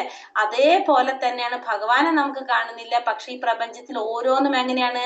ഭഗവാനാൽ ഇണക്കി കോർക്കപ്പെട്ടിരിക്കുന്നതാണ്. ഭഗവാൻ പറയുന്നത് നമുക്ക് ഭഗവാനെ നമുക്ക് കാണാൻ സാധിക്കുന്നില്ല. എല്ലാതും എന്താണ് പറയണത്? ഈ മുത്തുകൾ നൂലിന്മേൽ വെച്ച പോലെ, മുത്തുകള് നൂലിന്മേൽ കോർത്ത പോലെ എല്ലാം ഭഗവാനാൽ ഇണക്കി കോർക്കപ്പെട്ടിരിക്കുന്നതാണെന്ന് ഭഗവാൻ പറയുന്നത്. ധനഞ്ജയ എന്ന് പറയുന്നത് എന്താണ് പിന്നെ മാതാജി അർത്ഥം വരുന്നത്? ധനഞ്ജയൻ, ധനഞ്ജയ. സോറി പ്രഭു, ഹരേ കൃഷ്ണ. ധനഞ്ജയ എന്ന് വെച്ചാല് അർജുനനെ പറയുന്നതാണ്. ധനഞ്ജയ, ധനം ജയിച്ചതുകൊണ്ട്, അതായത് രാജസൂയ, നമ്മൾ 1-ാമത്തെ അധ്യായത്തിൽ പറഞ്ഞിട്ടുണ്ടായിരുന്നു അല്ലെ? രാജസൂയ യജ്ഞത്തിൽ പങ്കെടുത്ത് രാജസൂയ യജ്ഞത്തില് ജ്യേഷ്ഠന് വേണ്ട അതായത് യുധിഷ്ഠിര മഹാരാജാവിന് വേണ്ട ധനം ശേഖരിച്ചു കൊടുത്തുകൊണ്ട് അർജുനന് ധനഞ്ജയ എന്നൊരു പേര് കൂടി ഉണ്ട്. അർജുനനെ വിളിക്കുന്നതാട്ടോ. മനസ്സിലായി. രസോഹമപ്സു കൗന്ദേയ പ്രഭാസ്മി ശശി സൂര്യോഹോ പ്രണവ സർവവേദേഷു ശബ്ദഖേ പൗരുഷം നൃഷു. ഹേ കുന്തിപുത്ര, ജലത്തിലെ രസവും സൂര്യചന്ദ്രന്മാരിലെ പ്രകാശവും വേദമന്ത്രങ്ങളിലെ പ്രണവവും ആകാശത്തിലെ ശബ്ദവും പുരുഷന്റെ പൗരുഷവും ഞാനാകുന്നു. അപ്പൊ ഇവിടെ ഭഗവാൻ പറയാണ്, ഭഗവാനെ കുറിച്ചൊരു ഈ ഭൗതിക പ്രപഞ്ചത്തിൽ ഭഗവാൻ നിറഞ്ഞു നിൽക്കുന്നു എന്ന് പറഞ്ഞു അല്ലെ. അപ്പൊ ഭഗവാൻ ഒരു സൂചന തരാണ്. എന്താണ്? ജലത്തിലെ രസം. കുന്തിപുത്ര അർജുനനോട് പറയാണ്, ജലത്തിലെ രസം. നമുക്ക് വെള്ളം കുടിക്കുമ്പോൾ ഒരു ടേസ്റ്റ് വരും, നമുക്കൊരു ആ ജലത്തിന്റെ ഒരു ക്രിയാത്മകത്വം, നമുക്ക് ആ വരുന്ന ടേസ്റ്റ്, അത് ഭഗവാനാണ് എന്ന് പറയുന്നത്. ജലത്തിന്റെ ആ രസം അത് ഭഗവാനാണ്. സൂര്യചന്ദ്രന്മാരിലെ പ്രകാശം, സൂര്യന്റെ ചന്ദ്രന്റെ പ്രകാശം അത് ഭഗവാനാണ്. വേദമന്ത്രങ്ങളിലെ പ്രണവം അത് ഭഗവാനാണ്. ആകാശത്തിന്റെ ശബ്ദം, ആകാശത്തിൽ വരുന്ന ആ ശബ്ദം പുരുഷന്റെ പൗരുഷം എല്ലാം ആരാണ്? ഭഗവാനാണെന്ന് ഭഗവാൻ ഇവിടെ പറയുന്നത്. ഇനി ഭഗവാൻ അടുത്തത് എന്താ പറയുന്നത്? ബീജമാം സർവഭൂതാനാം വിദ്ധി പാർത്ഥ സനാതനം ബുദ്ധിമതാമസ്മി തേജസ്തേജസ്സിനാമഹം. ഹേ കുന്തിപുത്ര, സർവ ജീവജാലങ്ങളുടെയും ആദി ബീജം ഞാനാണെന്ന് നീ അറിയണം. ബുദ്ധിമാന്മാരുടെ ബുദ്ധിയും ശക്തിയും തേജസ്വികളുടെ തേജസ്സും ഞാൻ തന്നെ. അപ്പൊ അർജുനനോട് പറയാണ്, സർവ ജീവജാലങ്ങൾക്കും ആദി ബീജം പ്രദാനം ചെയ്തത് ആരാണ്?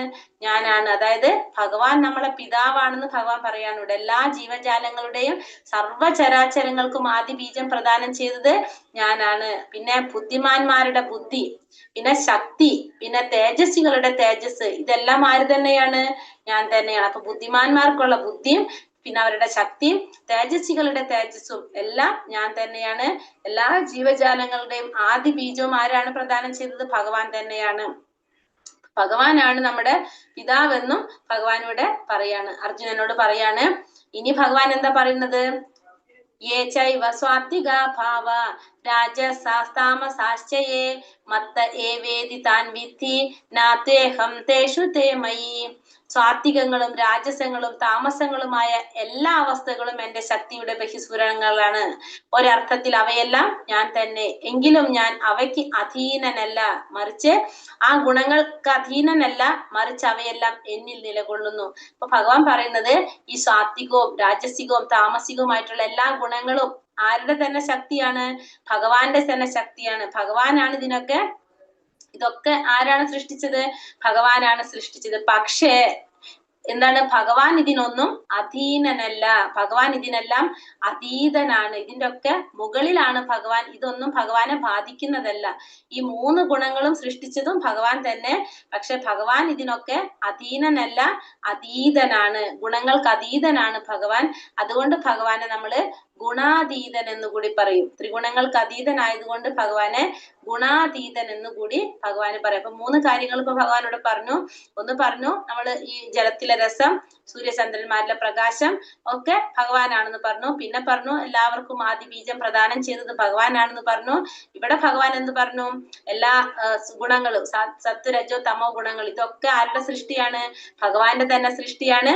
പക്ഷെ ഭഗവാൻ ഇതിനൊന്നിനും അധീനനല്ല, അധീതനാണ് ഭഗവാൻ എന്ന് പറഞ്ഞു. ഒക്കത്തിന്റെ മുകളിലാണ് ഭഗവാൻ. അതുകൊണ്ട് ഭഗവാൻ നിർഗുണനാണെന്ന് ഭഗവാൻ പറഞ്ഞു. പിന്നെ എന്നിട്ട് എന്താ പറയുന്നത് ഭഗവാൻ? ദേവി ഹേഷ്യാ ഗുണമയി മമ മായാതുരത്യയാ മാമേവ യേ പ്രപദ്യന്തേ മായാമേതാം തരന്തിതേ. മൂന്ന് പ്രകൃതി ഗുണങ്ങൾ അടങ്ങിയ എന്റെ ദിവ്യശക്തി അതിജീവിക്കുക എളുപ്പമല്ല. എന്നാൽ എനിക്കായി സ്വയം സമർപ്പിക്കുന്നവർക്ക് അത് നിഷ്പ്രയാസം സാധിക്കും. ഈ ഭഗവാൻ പറയണത് മൂന്ന് പ്രകൃതി ഗുണങ്ങൾ അടങ്ങിയിട്ടുള്ള എന്റെ ദിവ്യ പ്രകൃതി, ഭഗവാന്റെ ഈ മൂന്ന് ഭൗതിക പ്രകൃതിയുടെ മൂന്ന് ഗുണങ്ങൾ, സത്വ രജോ തമോ ഗുണങ്ങൾ, ഇതിനെ അതിജീവിക്കാന്ന് പറയുന്നത് അത്ര എളുപ്പമല്ല. പക്ഷെ എങ്ങനെയുള്ളവർക്ക് സാധിക്കും? എനിക്കായി സ്വയം സമർപ്പിക്കുന്നവർക്ക് അത് നിഷ്പ്രയാസം സാധിക്കും. അതായത് ആരാണോ ഭഗവാന് സ്വയം സമർപ്പിക്കുക, ഭഗവാനെ ശരണാഗതി പ്രാപിക്കുക, അങ്ങനെയുള്ളവർക്ക് എന്ത് സാധിക്കും? അത് എളുപ്പത്തിൽ സാധിക്കും. അതാണ് പറയണത് ഭഗവാൻ. ഈ മൂന്ന് ഗുണങ്ങളെ മറികടക്കുക എന്ന് പറയുന്നത് അത്ര എളുപ്പത്തിൽ സാധിക്കുന്ന കാര്യമല്ല. പക്ഷേ ആരാണോ ഭഗവാന് സ്വയം സമർപ്പിക്കുന്നത്, അതായത് ഭഗവാനെ ശരണാഗതി പ്രാപിക്കുന്നത് ആരാണോ, അവർക്കത് നിഷ്പ്രയാസം ചെയ്യാൻ സാധിക്കും എന്നാണ് പറയുന്നത്. അപ്പൊ ഭഗവാനെ ശരണാഗതി പ്രാപിക്കുക എന്ന് വെച്ചാൽ 100% ഭഗവാന് സറണ്ടർ ആവാം. നമുക്ക് നമ്മുടെ മനസ്സും ശരീരവും ആത്മാവും എല്ലാം ഭഗവാന് സമർപ്പിക്കാം. അങ്ങനെയുള്ളവർക്ക് എന്ത് സാധിക്കും?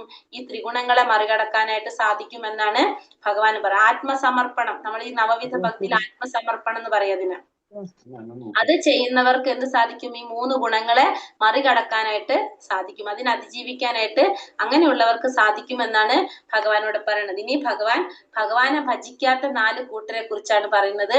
നമാം ദുഷ്കൃതിനോ മൂഢ പ്രപതന്ത്യേന രാധമ മായയാ ബഹൃതജ്ഞാന ആസുരം ഭാവമാശ്രിതഃ. ദുഷ്കൃതരായ മൂഢന്മാരും മനുഷ്യാധമന്മാരും മായയാൽ അപഹരിക്കപ്പെട്ട ജ്ഞാനത്തോട് കൂടിയവരും നിരീശ്വരരായിട്ടുള്ളവരും എന്നെ ശരണം പ്രാപിക്കുന്നില്ല. അപ്പൊ 4 കൂട്ടര് ഭഗവാനെ ശരണം പ്രാപിക്കാത്ത 4 കൂട്ടരെ കുറിച്ചാണ് ഭഗവാൻ ഇവിടെ പറയുന്നത്. ആരൊക്കെയാണത്? ദുഷ്കൃതരായ മൂഢന്മാര്, മനുഷ്യ അധമന്മാര്, മായയാൽ അപഹരിക്കപ്പെട്ട ജ്ഞാനത്തോട് കൂടിയവര്, നിരീശ്വരവാദികൾ. ഈ പറഞ്ഞ 4 കൂട്ടരും ഭഗവാനെ ശരണം പ്രാപിക്കാത്തവരാണ്. പറയാം മൂഢന്മാർ. ഒന്നാമത്തെ പറയണത് മൂഢന്മാര്. അവരെങ്ങനെ ആരെ പോലെയാണ്? ഭാരം ചുമക്കുന്ന മൃഗങ്ങളെ പോലെ ആണെന്ന് പറയണത്. അവര് കുറെ ഇങ്ങനെ പ്രയത്നിച്ചുകൊണ്ടേയിരിക്കും. ആ പ്രയത്നത്തിന്റെ ഫലം അവര് ഭഗവാനെ സമർപ്പിക്കില്ല, അവർക്ക് സ്വയം അനുഭവിക്കണം എന്നുള്ളവര്. നമുക്ക് പറയാം കഴുതയെ പോലെ എന്നാ പറയുന്നത്. അതായത് നമ്മൾ ഇങ്ങനെ പ്രവർത്തിച്ചു കൊണ്ടേ ഇരിക്കുന്നു, പക്ഷെ അതിന്റെ ഫലം മുഴുവൻ ആർക്ക് വേണം? എനിക്ക് തന്നെ വേണം, ഭഗവാനെ സമർപ്പിക്കാൻ പറ്റില്ല. അങ്ങനെയുള്ളതാണ് എന്ത്? മൂഢന്മാരെന്ന് പറയുന്നത്. ഫസ്റ്റത്തെ കാറ്റഗറി. അവര് ഭഗവാനെ ശരണം പ്രാപിക്കാത്ത, ഭജിക്കാത്തവരാണ് മൂഢന്മാര്. രണ്ടാമത്തത് നരാധമന്മാര്. നരന്മാരില് അധമന്മാരായിട്ടുള്ളവര്. നരന്മാരെന്ന് വെച്ചാൽ മനുഷ്യരില് അധമന്മാരായിട്ടുള്ളവര്, അവര് ഏറെ താഴ്ന്നിരിക്കുന്നവര്. അവരും എങ്ങനെയാണ്? ഭഗവാനെ ഭജിക്കാത്തവരാണ്. അവർക്ക് ഭഗവത്ഗീത ശ്രവണം കൊണ്ട് അവർക്ക് സാധിക്കും. ഈ നരാധമന്മാർക്ക് പോലും എന്ത് സാധിക്കും? മുക്തി നേടാനായിട്ട് സാധിക്കും. പക്ഷെ എന്താണ്? അവരതിന് ചെയ്യാൻ തയ്യാറാവില്ല. അതാണ് നരാധമന്മാര്. അവർക്കും എന്ത് സാധിക്കില്ല? ഭഗവാനെ ശരണം പ്രാപിക്കാത്തവരാണ് അവരും. രണ്ടാമത്തെ കൂട്ടര്. മൂന്നാമത്തത് ദുഷ്കൃതികള്. അതായത് മായയാൽ അപഹരിക്കപ്പെട്ട ജ്ഞാനത്തോട് കൂടിയവര്. അതായത് മായയാൽ അപഹരിക്കപ്പെട്ട ജ്ഞാനം എന്ന് വെച്ചാല് ഈ മായാലോകം, ഭൗതിക ലോകം എങ്ങനെയാണ്? മായാലോകമാണ്. അപ്പൊ ഈ ഭൗതിക ലോകത്തില് ഈ ഭൗതികമായ രീതിയിൽ നേടുന്ന അറിവ് മുഴുവൻ എന്താണ്? മായയാൽ അപഹരിക്കപ്പെട്ട ജ്ഞാനമാണത്. ആ ജ്ഞാനമുള്ളവര് അവരെന്താ വിചാരിക്കുന്നത്? എല്ലാതും എന്റെ കഴിവ് കൊണ്ടുണ്ടായതാണ്, ഞാനാണ് എല്ലാത്തിനും കാരണം എന്ന് ചിന്തിക്കുന്നവര്. അങ്ങനെയുള്ളവരും എന്ത് ചെയ്യുന്നില്ല? ഭഗവാനെ അനുസരിക്കാത്തവരാണ് ഈ പറഞ്ഞ മൂന്നാമത്തെ കാറ്റഗറിയിലുള്ളവര്. നാലാമത്തത് ആസുര സ്വഭാവത്തിലുള്ളവര്. ആസുര സ്വഭാവികള്, നാസ്തികര്. അവരെന്താണ്? അവരെ ധാരണയിൽ ഈ പ്രപഞ്ചം തന്നെ എന്താണ്? ഇല്ലാത്തതാണ്. പിന്നെ ഭഗവാനെ കുറിച്ച് അവര് ചിന്തിക്കുന്നേ ഇല്ല. അവര് തന്നിഷ്ടത്തിന് പ്രവർത്തിക്കുന്നവരാണ് ആര്? ഈ ആസുര സ്വഭാവത്തിലുള്ളവര്. ഈ 4 കൂട്ടരും എന്താണ്? ഭഗവാനെ ഭജിക്കാത്തവരാണ് ഈ പറഞ്ഞ 4 കൂട്ടർ. മൂഢന്മാര്, നരാധമന്മാര്, മായയാൽ അപഹരിക്കപ്പെട്ട ജ്ഞാനത്തോട് കൂടിയവര്, പിന്നെ ആസുര സ്വഭാവികള്. ഇനി ഭഗവാനെ ഭജിക്കുന്ന 4 കൂട്ടരെ കുറിച്ചാണ് പറയുന്നത്. 4 കൂട്ടര് ഭഗവാനെ ഭജിക്കുന്നവര്. അതാരൊക്കെയാണ്? ചതുർവിധ ഭജന്തേ മാം ജനാ സുകൃതിനോർജുന ആർത്തോ ജിജ്ഞാസുരർത്ഥാർത്ഥി ജ്ഞാനീ ച ഭരതർഷഭ. ഹേ ഭരതകുല ശ്രേഷ്ഠ, സുകൃതികളായ 4 കൂട്ടരാണ് എന്നെ ഭജിക്കുന്നത്. ദുഃഖിതൻ, ധനകാംക്ഷി, ജിജ്ഞാസു, പരമസത്യത്തെ അന്വേഷിക്കുന്ന ജ്ഞാനി. അപ്പൊ 4 കൂട്ടര് ഭഗവാനെ ഭജിക്കുന്നത്. ആരൊക്കെയാണ് ആ 4 കൂട്ടര്? ഒന്ന് 4 കൂട്ടർ ആർത്തോ, ജിജ്ഞാസു, അർത്ഥാർത്ഥി, ജ്ഞാനി. 4 കൂട്ടർ ആരൊക്കെയാണ്? ആർത്തോ, ജിജ്ഞാസു, അർത്ഥാർത്ഥി, ജ്ഞാനി. അതായത് ദുഃഖിതൻ, ധനകാംക്ഷി, ജിജ്ഞാസു, പരമസത്യത്തെ അന്വേഷിക്കുന്ന ജ്ഞാനി. ദുഃഖം വരുമ്പോ ഭഗവാനെ വിളിക്കുന്നവര്, ധനം ആഗ്രഹിച്ചുകൊണ്ട് ഭഗവാനെ വിളിക്കുന്നവര്, ജിജ്ഞാസു ഭഗവാനെ കുറിച്ച് അറിയാനുള്ള ആഗ്രഹം കൊണ്ട് ഭഗവാനെ ഭജിക്കുന്നവര്, പിന്നെ പരമസത്യത്തെ അന്വേഷിക്കുന്ന ജ്ഞാനി. ഇങ്ങനെ 4 കൂട്ടരാണ് എന്ത് ചെയ്യുന്നത്? ഭഗവാനെ ഭജിക്കുന്ന 4 കൂട്ടര്.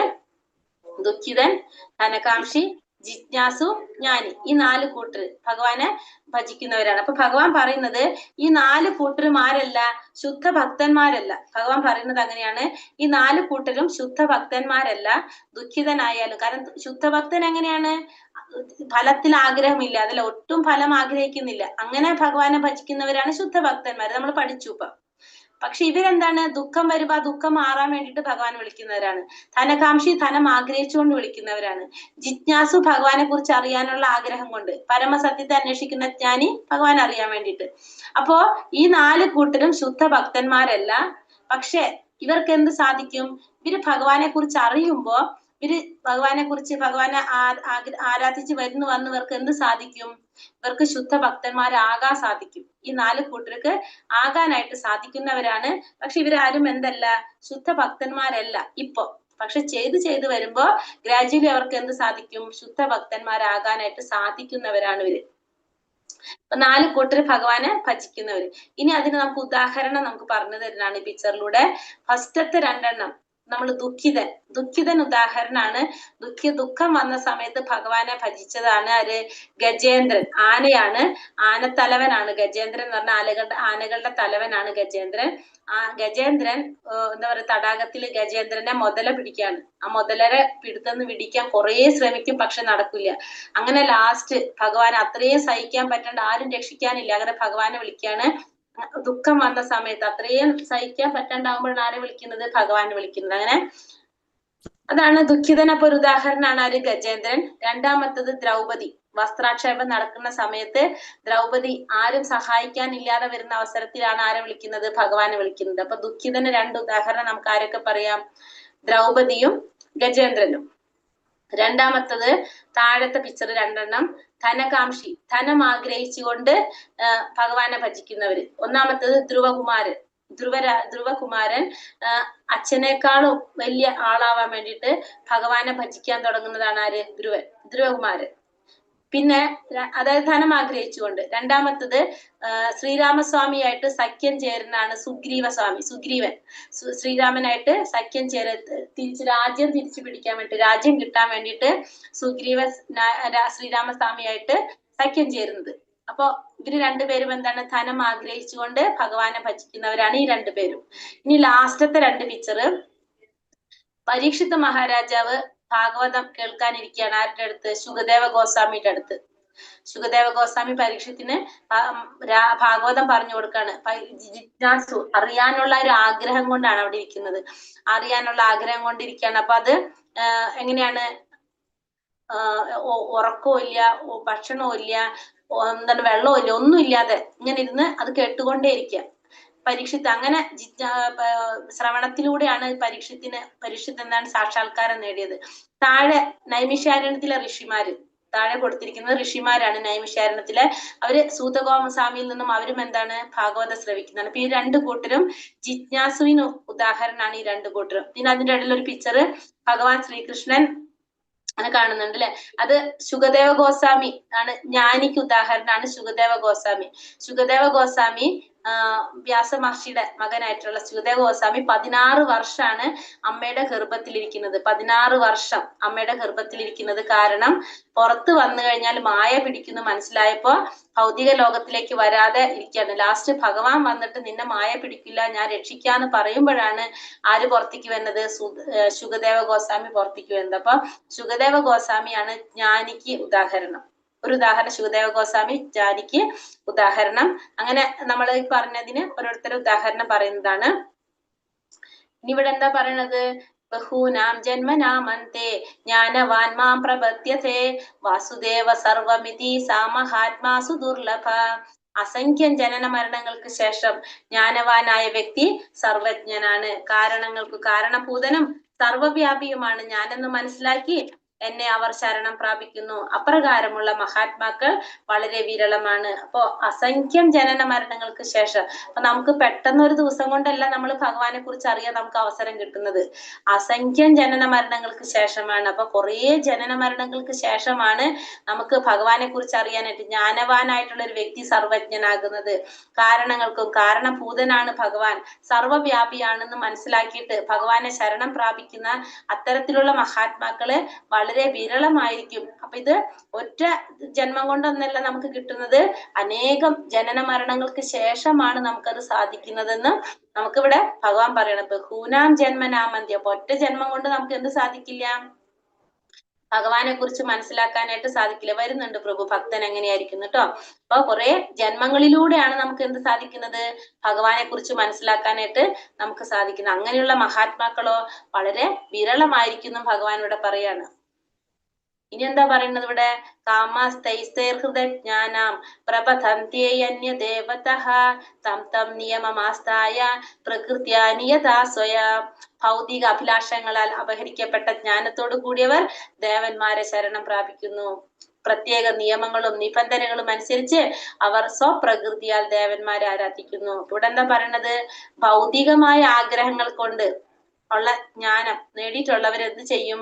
ദേവന്മാരെ ശരണം പ്രാപിക്കും. അവര് പ്രത്യേകം നിയമങ്ങളും നിബന്ധനകളും ഒക്കെ അനുസരിച്ച് നമ്മൾ എന്ത് ചെയ്തുകൊണ്ടിരിക്കും? ദേവന്മാരെ ആരാധിച്ചുകൊണ്ടിരിക്കും. അപ്പൊ ഭഗവാൻ പറയുന്നത് ഭൗതികമായ ആഗ്രഹങ്ങൾക്ക് വേണ്ടിയിട്ട്, അതായത് ഇപ്പൊ നമുക്ക് കുറെ സമ്പത്ത് വേണം, കുറെ സ്വത്ത് വേണം, കുറെ നമുക്ക് വിദ്യാഭ്യാസം വേണം, അല്ലെങ്കിൽ നമുക്ക് കുറെ സുഖ സൗകര്യങ്ങൾ വേണം, അങ്ങനത്തെ ഭൗതികമായ സുഖ സൗകര്യങ്ങൾ, നമ്മൾ ഈ ഭൗതിക ലോകത്തില് നമുക്ക് ജീവിക്കാൻ വേണ്ടിയിട്ടുള്ള കുറെ സുഖ സൗകര്യങ്ങൾ ഉണ്ടല്ലോ, സ്ഥാനമാനങ്ങള്, അങ്ങനത്തെ എന്തൊക്കെ നമുക്ക് കാണാം. അതിനൊക്കെ വേണ്ടിയിട്ട് നമ്മൾ എന്ത് ചെയ്യും? ദേവന്മാരെ ശരണം പ്രാപിക്കും. അതിന് വേണ്ടിയിട്ട് നമ്മൾ പ്രത്യേക നിയമങ്ങളും നിബന്ധനകളും ഒക്കെ ഉണ്ടാക്കി അതിന് പ്രത്യേകം വ്രതങ്ങളൊക്കെ ചെയ്തുകൊണ്ട് നമ്മൾ എന്ത് ചെയ്തുകൊണ്ട് പോകും? ഈ ദേവന്മാരെ ആരാധിച്ചു കൊണ്ട് പോകും. ഇതിന്റെ ഇടയിൽ 2 ശ്ലോകങ്ങളുണ്ട്, അതും കൂടി പറഞ്ഞിട്ട് നമുക്ക് പോകാം. അത് സ്ലൈഡിലില്ല. ഈ അടുത്തതിന് ഭഗവാൻ പറയുന്നത്, ഞാൻ പരമാത്മാ രൂപേണ സർവഹൃദയങ്ങളിലും കുടികൊള്ളുന്നു. ഏത് ദേവതയെ ആരാധിക്കാൻ ആഗ്രഹിക്കുന്നുവോ ആ പ്രത്യേക മൂർത്തിയിൽ മുഴുവൻ ശ്രദ്ധയും കേന്ദ്രീകരിക്കത്തക്ക വിധം ഒരാളുടെ വിശ്വാസം ഉറപ്പിക്കുന്നത് ഞാനാണ്. അപ്പോൾ ഭഗവാൻ പറയുന്നത്, ആ പരമാത്മ രൂപത്തില് ഞാൻ എല്ലാവരുടെ ഹൃദയത്തിലും കുടികൊള്ളുന്നുണ്ട്. അപ്പൊ നമ്മുടെ ആഗ്രഹം അനുസരിച്ച് നമ്മൾ ഏത് ദേവതയാണോ ആരാധിക്കാൻ ആഗ്രഹിക്കുന്നത്, നമ്മുടെ ആഗ്രഹം ഏതാണോ ആ ആഗ്രഹം ആർക്കറിയാം? നമ്മുടെ ഉള്ളില് പരമാത്മാവായിരിക്കുന്ന ഭഗവാൻ അറിയാം. അപ്പൊ നമ്മുടെ ആഗ്രഹത്തിനനുസരിച്ച് ആ ദേവതയിൽ വിശ്വാസം ഉറപ്പിക്കുന്നത് ആരാണ്? ഭഗവാനാണ്. അപ്പൊ നമ്മുടെ മനസ്സിൽ ആഗ്രഹം നമുക്കിപ്പോ മഹാദേവനെ ആരാധിക്കാനാണെങ്കിൽ നമ്മുടെ ആഗ്രഹത്തിനനുസരിച്ച് ആ വിശ്വാസം, മഹാദേവനിൽ വിശ്വാസം ഉറപ്പിക്കുന്നത് ആരാണ്? ഭഗവാനാണെന്നാണ് ഭഗവാൻ 21ാമത്തെ ശ്ലോകത്തില് ഭഗവാൻ പറയുന്നത്. ഇനി അടുത്ത ശ്ലോകത്തില് ഭഗവാൻ പറയുന്നത്, അങ്ങനെ വിശ്വാസം ഉറച്ച് ആ ദേവനെ നമ്മൾ ആരാധിക്കുമ്പോൾ, നമ്മൾ എന്തെങ്കിലും ഒരു ആഗ്രഹത്തിന് വേണ്ടി, നമ്മൾ എന്തെങ്കിലും ഒരു കാര്യം നടക്കാൻ വേണ്ടിയിട്ടാണ് നമ്മൾ ആ ദേവനെ ആരാധിക്കുന്നത്. ആ നമ്മൾ ആഗ്രഹിക്കുന്നത്, നമ്മൾ ഇച്ഛിക്കുന്നത് നമുക്ക് കൈവരും. വാസ്തവത്തിൽ ഈ അഭിഷ്ടം നിറവേറ്റുന്നത് ഞാൻ തന്നെയാണ്. അപ്പൊ വാസ്തവത്തില് ആ ആഗ്രഹം നിറവേറ്റി കൊടുക്കുന്നത് ആര് തന്നെയാണ്? ഭഗവാൻ തന്നെയാണ്. അപ്പൊ നമ്മളിപ്പോ വേറൊരു എന്താ പറയാ, മഹാദേവനെ നമ്മൾ ആരാധിക്കുന്നു. നമ്മുടെ എന്തോ ഒരു ആഗ്രഹത്തിന് വേണ്ടിയിട്ടാണ് നമ്മൾ അത് ആരാധിക്കുന്നത്. അപ്പൊ നമ്മൾ അത് ആരാധിക്കുമ്പോൾ നമ്മുടെ ആഗ്രഹം നിറവേറ്റി തരുന്നതും യഥാർത്ഥത്തിൽ ആര് തന്നെയാണ്? ഭഗവാൻ തന്നെയാണ്. കാരണം മഹാദേവന് ഇത് ആരോട് പെർമിഷൻ ചോദിക്കണം? ഭഗവാന്റെ അടുത്ത് പെർമിഷൻ ചോദിക്കണം. അപ്പൊ അതിനുശേഷം ഓക്കെ പറയുമ്പോ ആര് നടത്തി തരും? ആ ദേവന്മാര് നടത്തി തരും. അപ്പൊ നമ്മൾ ആ ആഗ്രഹം നിറവേറ്റി തരുന്നത് ആരാണ്? ഭഗവാൻ തന്നെയാണെന്ന് ഭഗവാൻ പറയുന്നു. ഇനി അടുത്ത ശ്ലോകത്തിൽ പറയുന്നത്, അന്തവത്തു ഫലം തേഷാം തത്ഭവത്യൽപമേധസാം ദേവാൻ ദേവയജോ യാന്തി മദ്ഭക്താ യാന്തി മാമപി. ദേവന്മാര് ആരാധിക്കുന്നത് മൂഢന്മാരാണ്. ഭഗവാൻ പറയാണ്, മൂഢന്മാരാണ് ദേവന്മാരെ ആരാധിക്കുന്നത്. അവർക്ക് കിട്ടുന്ന ഫലമാകട്ടെ തുച്ഛവും ക്ഷണികവുമാണ്. ദേവന്മാരെ പൂജിക്കുന്നവർ ദേവന്മാരുടെ ലോകത്തിലെത്തും. എന്റെ ഭക്തന്മാരാകട്ടെ പരമോന്നതമായ എന്റെ ധാമത്തിൽ എത്തിച്ചേരുന്നു. അപ്പോൾ ഭഗവാൻ എന്താ പറയുന്നത്? ദേവന്മാരെ ആരാധിക്കുന്നവര് മൂഢന്മാരാണെന്നാണ് ഭഗവാൻ പറയുന്നത്. അപ്പൊ ദേവന്മാരെ ആരാധിക്കുന്നവർക്ക് കിട്ടുന്ന ഫലമാണെങ്കിലോ തുച്ഛമായിരിക്കും, ക്ഷണികമായിരിക്കും കിട്ടുന്ന ഫലം. അപ്പൊ ദേവന്മാരെ പൂജിക്കുന്നവർ എവിടേക്ക് പോകും? ദേവന്മാരുടെ ലോകത്തിലേക്ക് പോകും. ഭഗവാനെ ആരാധിക്കുന്നവർ എവിടേക്ക് പോകും? ഭഗവാന്റെ ലോകത്തിലേക്ക് പോകും. ദേവന്മാരുടെ ലോകം ഏതാണ്? നമ്മൾ നേരത്തെ ഗോലോക ചാട്ടിൽ കണ്ടു. ദേവന്മാരുടെ ലോകം ഏതാണ്? സ്വർഗലോകം. സ്വർഗലോകം. അഞ്ചാമത്തെ ലോകം നമ്മൾ കണ്ടു. പക്ഷെ ഭഗവാൻ ആരാധിക്കുന്നവരെവിടെ പോകും? ഭഗവാന്റെ ലോകത്ത്. ഭഗവാന്റെ ലോകം എവിടെയാണ്? ഗോലോകം അല്ലെ? തമ്മിൽ വ്യത്യാസമുണ്ട്. അപ്പൊ ഭഗവാൻ ആരാധിക്കുന്നവര് ഭഗവാന്റെ ലോകത്ത് പോകും, ദേവന്മാരെ ആരാധിക്കുന്നവര് ദേവന്മാരുടെ ലോകത്തിലേക്ക് പോകുമെന്നാണ് ഭഗവാൻ ഇവിടെ പറയുന്നത്.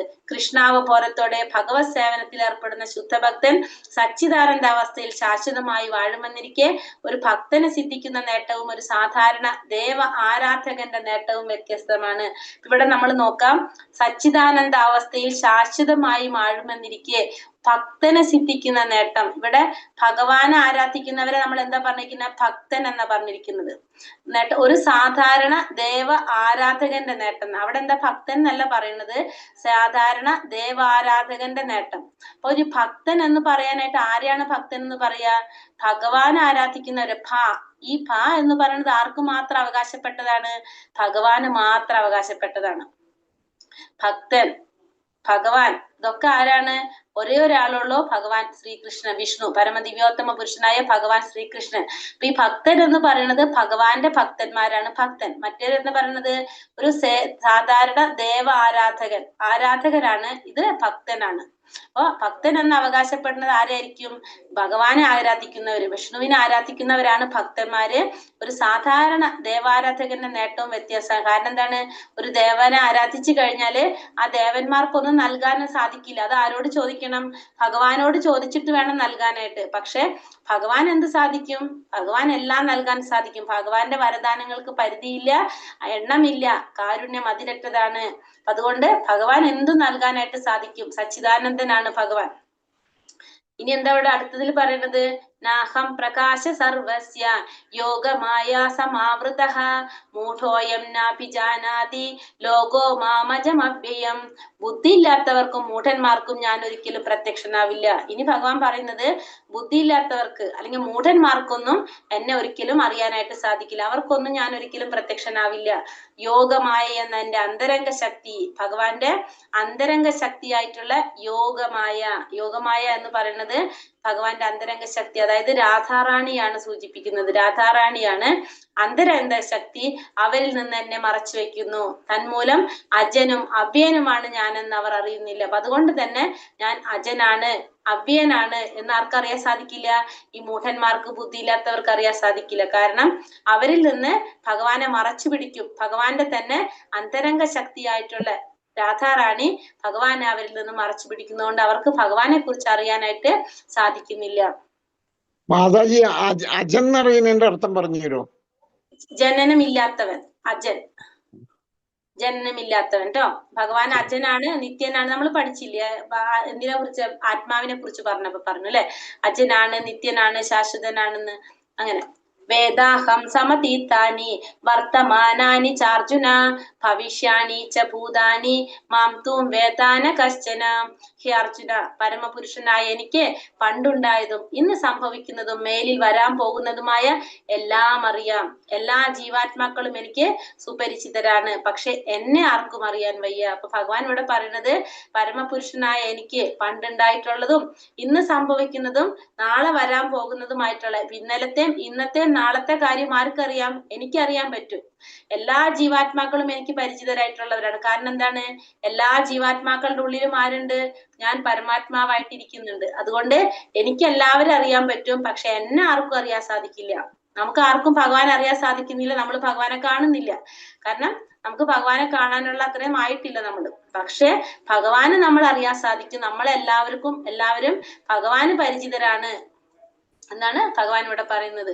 യേഷാം ത്വന്തഗതം പാപം ജനാനാം പുണ്യകർമ്മണാം തേ ത്വന്തമോഹ നിർമുക്ത ഭജന്തേ മാം ദൃഢാവൃതഃ. പൂർവജന്മങ്ങളിലും ഈ ജന്മത്തിലും പുണ്യകർമ്മങ്ങൾ ചെയ്തിട്ടുള്ളവർ അവരുടെ പാപഫലങ്ങൾ നിർമാർജനം ചെയ്ത് ദ്വന്ദ്വ്യാമോഹങ്ങളിൽ നിന്നും വിമുക്തനാകുന്നു. അങ്ങനെ അവർ ദൃഢനിശ്ചയത്തോടെ എന്റെ സേവനത്തിൽ മുഴുകുന്നു. അപ്പൊ പൂർവജന്മങ്ങളില്, മുന്നത്തെ ജന്മങ്ങളിലും ഈ ജന്മത്തിലും പുണ്യകർമ്മം ചെയ്തിട്ടുണ്ടെങ്കിൽ അവർക്ക് എന്ത് സാധിക്കും? അവരുടെ പാപഫലങ്ങളെല്ലാം ഇല്ലാതാക്കിക്കൊണ്ട് ഈ ദ്വന്ദ്വമോഹങ്ങളിൽ നിന്ന് വിമുക്തരാകാനായിട്ട് സാധിക്കും. അപ്പൊ നമ്മള് പൂർവ്വജന്മത്തിലും ഈ ജന്മത്തിലൊക്കെ നമ്മള് പുണ്യകർമ്മങ്ങളൊക്കെ ചെയ്തിട്ടുണ്ടെങ്കിൽ നമ്മളെ പാപഫലങ്ങളൊക്കെ ഇല്ലാതാക്കി നമുക്ക് ദൃഢനിശ്ചയത്തോടു കൂടി ഭഗവാന്റെ സേവനത്തിൽ മുഴുകാനായിട്ട് സാധിക്കും. നമ്മുടെ എല്ലാ തരത്തിലുള്ള കർമ്മങ്ങൾ ചെയ്തുകൊണ്ട് നമ്മൾ കർമ്മങ്ങളും കൊണ്ട്, പുണ്യകർമ്മങ്ങൾ കൊണ്ട് നമ്മുടെ പാപഫലങ്ങളെല്ലാം ഇല്ലാതാക്കിയിട്ട് ഭഗവാന്റെ സേവനത്തില് ദൃഢനിശ്ചയത്തോടെ നമുക്ക് സേവനത്തിൽ മുഴുകാനായിട്ട് സാധിക്കും. അടുത്തത് എന്താ ഭഗവാൻ പറയുന്നത്? സാധി ഭൂതാദി ദൈവം മാം സാധി യജ്ഞം ചയേ വിദുഹു സകാലേ നേഹ സാധി യജ്ഞം ചയേ വിദുഹു പ്രയാണകാലേ പീച്ചമാം ദേവി ദുർയുക്ത ചേതസഹ. എന്നെ അറിയുകയും എപ്പോഴും എന്നെ കുറിച്ചുള്ള ബോധം പുലർത്തുകയും ചെയ്യുന്നവർ ഭൗതിക പ്രപഞ്ചങ്ങളുടെയും ദേവന്മാരുടെയും സർവ്വയജ്ഞങ്ങളുടെയും നിയന്താവാണ് ഭഗവാൻ എന്നറിയുന്നവർ മരണസമയത്ത് പോലും എന്നെ സ്മരിക്കും. അപ്പൊ എന്നെ അറിയണം. എങ്ങനെ അറിയണം? എന്നെ അറിയണം, എന്നെ കുറിച്ചുള്ള ബോധം പുലർത്തണം.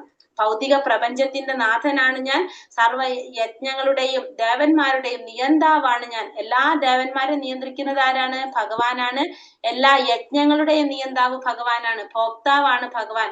എല്ലാ പ്രപഞ്ചങ്ങളുടെയും നിയന്താവാണ് ഭഗവാൻ. അങ്ങനെ ഭഗവാൻ അറിയുന്നവർക്ക് എന്ത് സാധിക്കും? മരണസമയത്ത് പോലും ഭഗവാനെ സ്മരിക്കാനായിട്ട് സാധിക്കും. അപ്പൊ ഭഗവാനെ മനസ്സിലാക്കണം. എങ്ങനെ?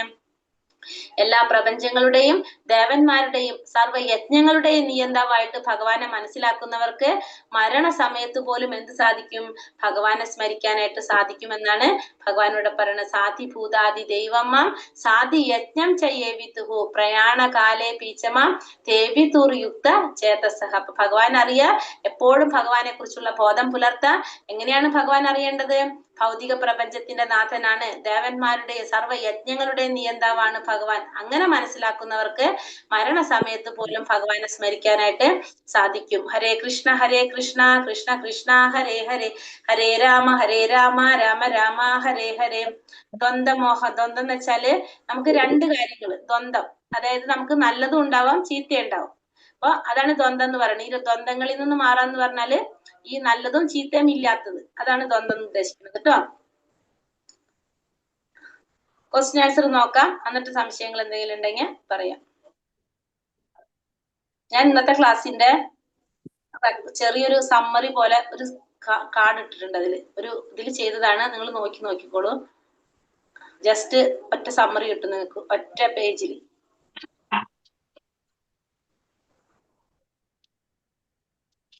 ക്വസ്റ്റ്യൻസ് നോക്കാം അല്ലെ, നമുക്ക് എന്തെങ്കിലും സംശയം ഉണ്ടെങ്കിൽ പറയാം.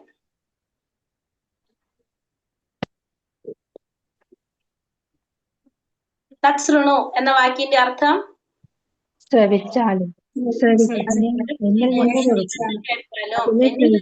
കേൾക്കൂന്നുള്ളത്.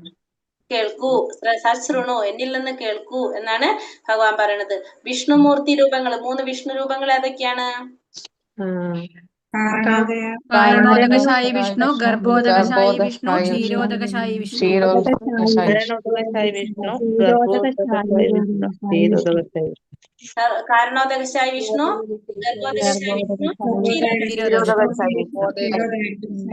ഇതാണ് 3 വിഷ്ണുമൂർത്തികള്. ഭിന്നമായ ഭൗതിക പ്രകൃതിയിൽ എന്തെല്ലാം അടങ്ങിയിട്ടുണ്ട്? ഭൂമി, ജലം, അഗ്നി, വായു, ആകാശം, മനസ്സ്, ബുദ്ധി, അഹങ്കാരം. മിഥ്യാഹങ്കാരം, മനസ്സ്, ബുദ്ധി, മിഥ്യാഹങ്കാരം. മിഥ്യാഹങ്കാരം എന്ന് പറഞ്ഞാല് മിഥ്യ, ഇല്ലാത്ത ഒന്നിനെ കുറിച്ചുള്ള അഹങ്കാരം. നമ്മളെ വിചാരം എന്താണ്?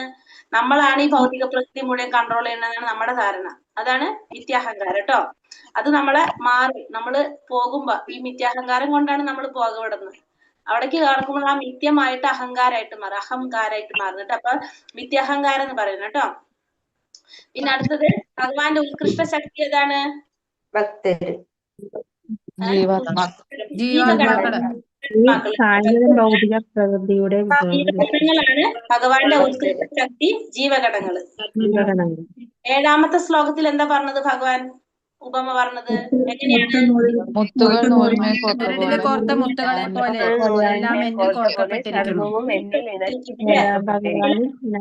മുത്തുകൾ നൂലിന്മേൽ കോർത്ത് വെച്ചിരിക്കുന്ന പോലെയാണ്. നൂല് കാണില്ല, പക്ഷെ നമുക്ക് ആ മുത്ത് നല്ല ഭംഗിയിൽ അടക്കി വെച്ചിരിക്കുന്ന പോലെ തോന്നും അല്ലെ? അതേപോലെയാണ് എല്ലാം ഭഗവാനില് ഇണക്കി കോർത്ത് വെച്ചിരിക്കുന്നത്.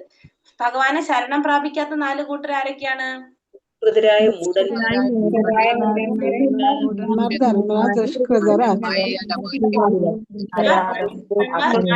അതപ്പതിച്ചവര്, അറിവ് നഷ്ടപ്പെട്ടവര്,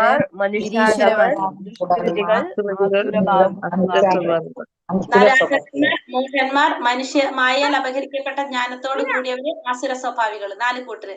ഭഗവാനെ ഭജിക്കുന്ന 4 കൂട്ടർ ആരൊക്കെയാണ്? ദുഃഖിതര്, ജിജ്ഞാസുക്കള്, ധർമ്മസത്യത്തെ അന്വേഷിക്കുന്ന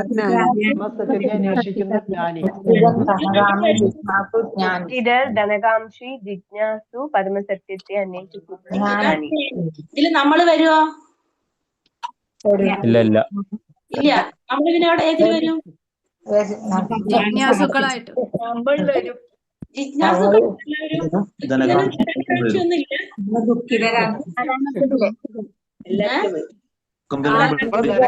ആത്മന്മാരായിട്ട്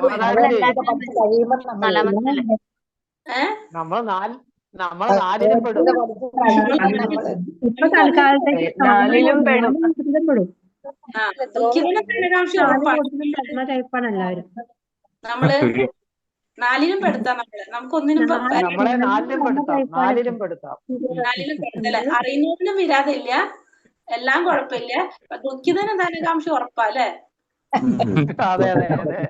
അല്ല, ദുഃഖം വരുമ്പോ നമ്മൾ എന്തായാലും വിളിക്കും. എനിക്ക് മാത്രം ദുഃഖം തരുള്ളൂ, വേറെ ആർക്കും ഇല്ല. ഇതേപോലത്തെ ദുഃഖം അനുഭവിക്കുന്ന ആരും ഇല്ലെന്ന് പറയും നമ്മള്.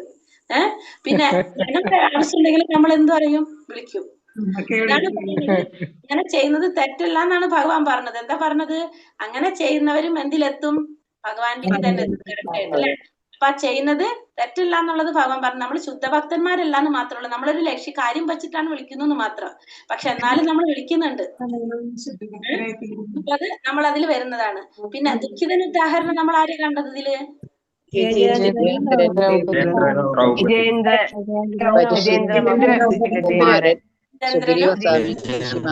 ദ്രൗപദി. ഇനി 23-ാമത്തെ ശ്ലോകത്തിൽ എന്താ പറയുന്നത്? ദ്രൗപദി. ദ്രൗപദി മൂടന്മാരാണ് ദേവന്മാരെ അവർക്ക്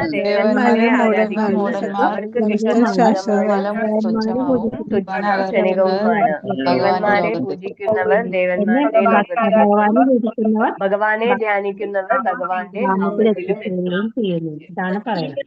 23-ാമത്തെ ശ്ലോകത്തിൽ ഭഗവാൻ പറഞ്ഞ വലിയൊരു കാര്യമല്ലേ, മൂഢന്മാരാണ് ഭഗവാൻ ആരാധിക്കുന്നവർ, ദേവന്മാരെ ആരാധിക്കുന്നവര്. ഇതിൽ നമ്മൾ വരുമോ? വരും.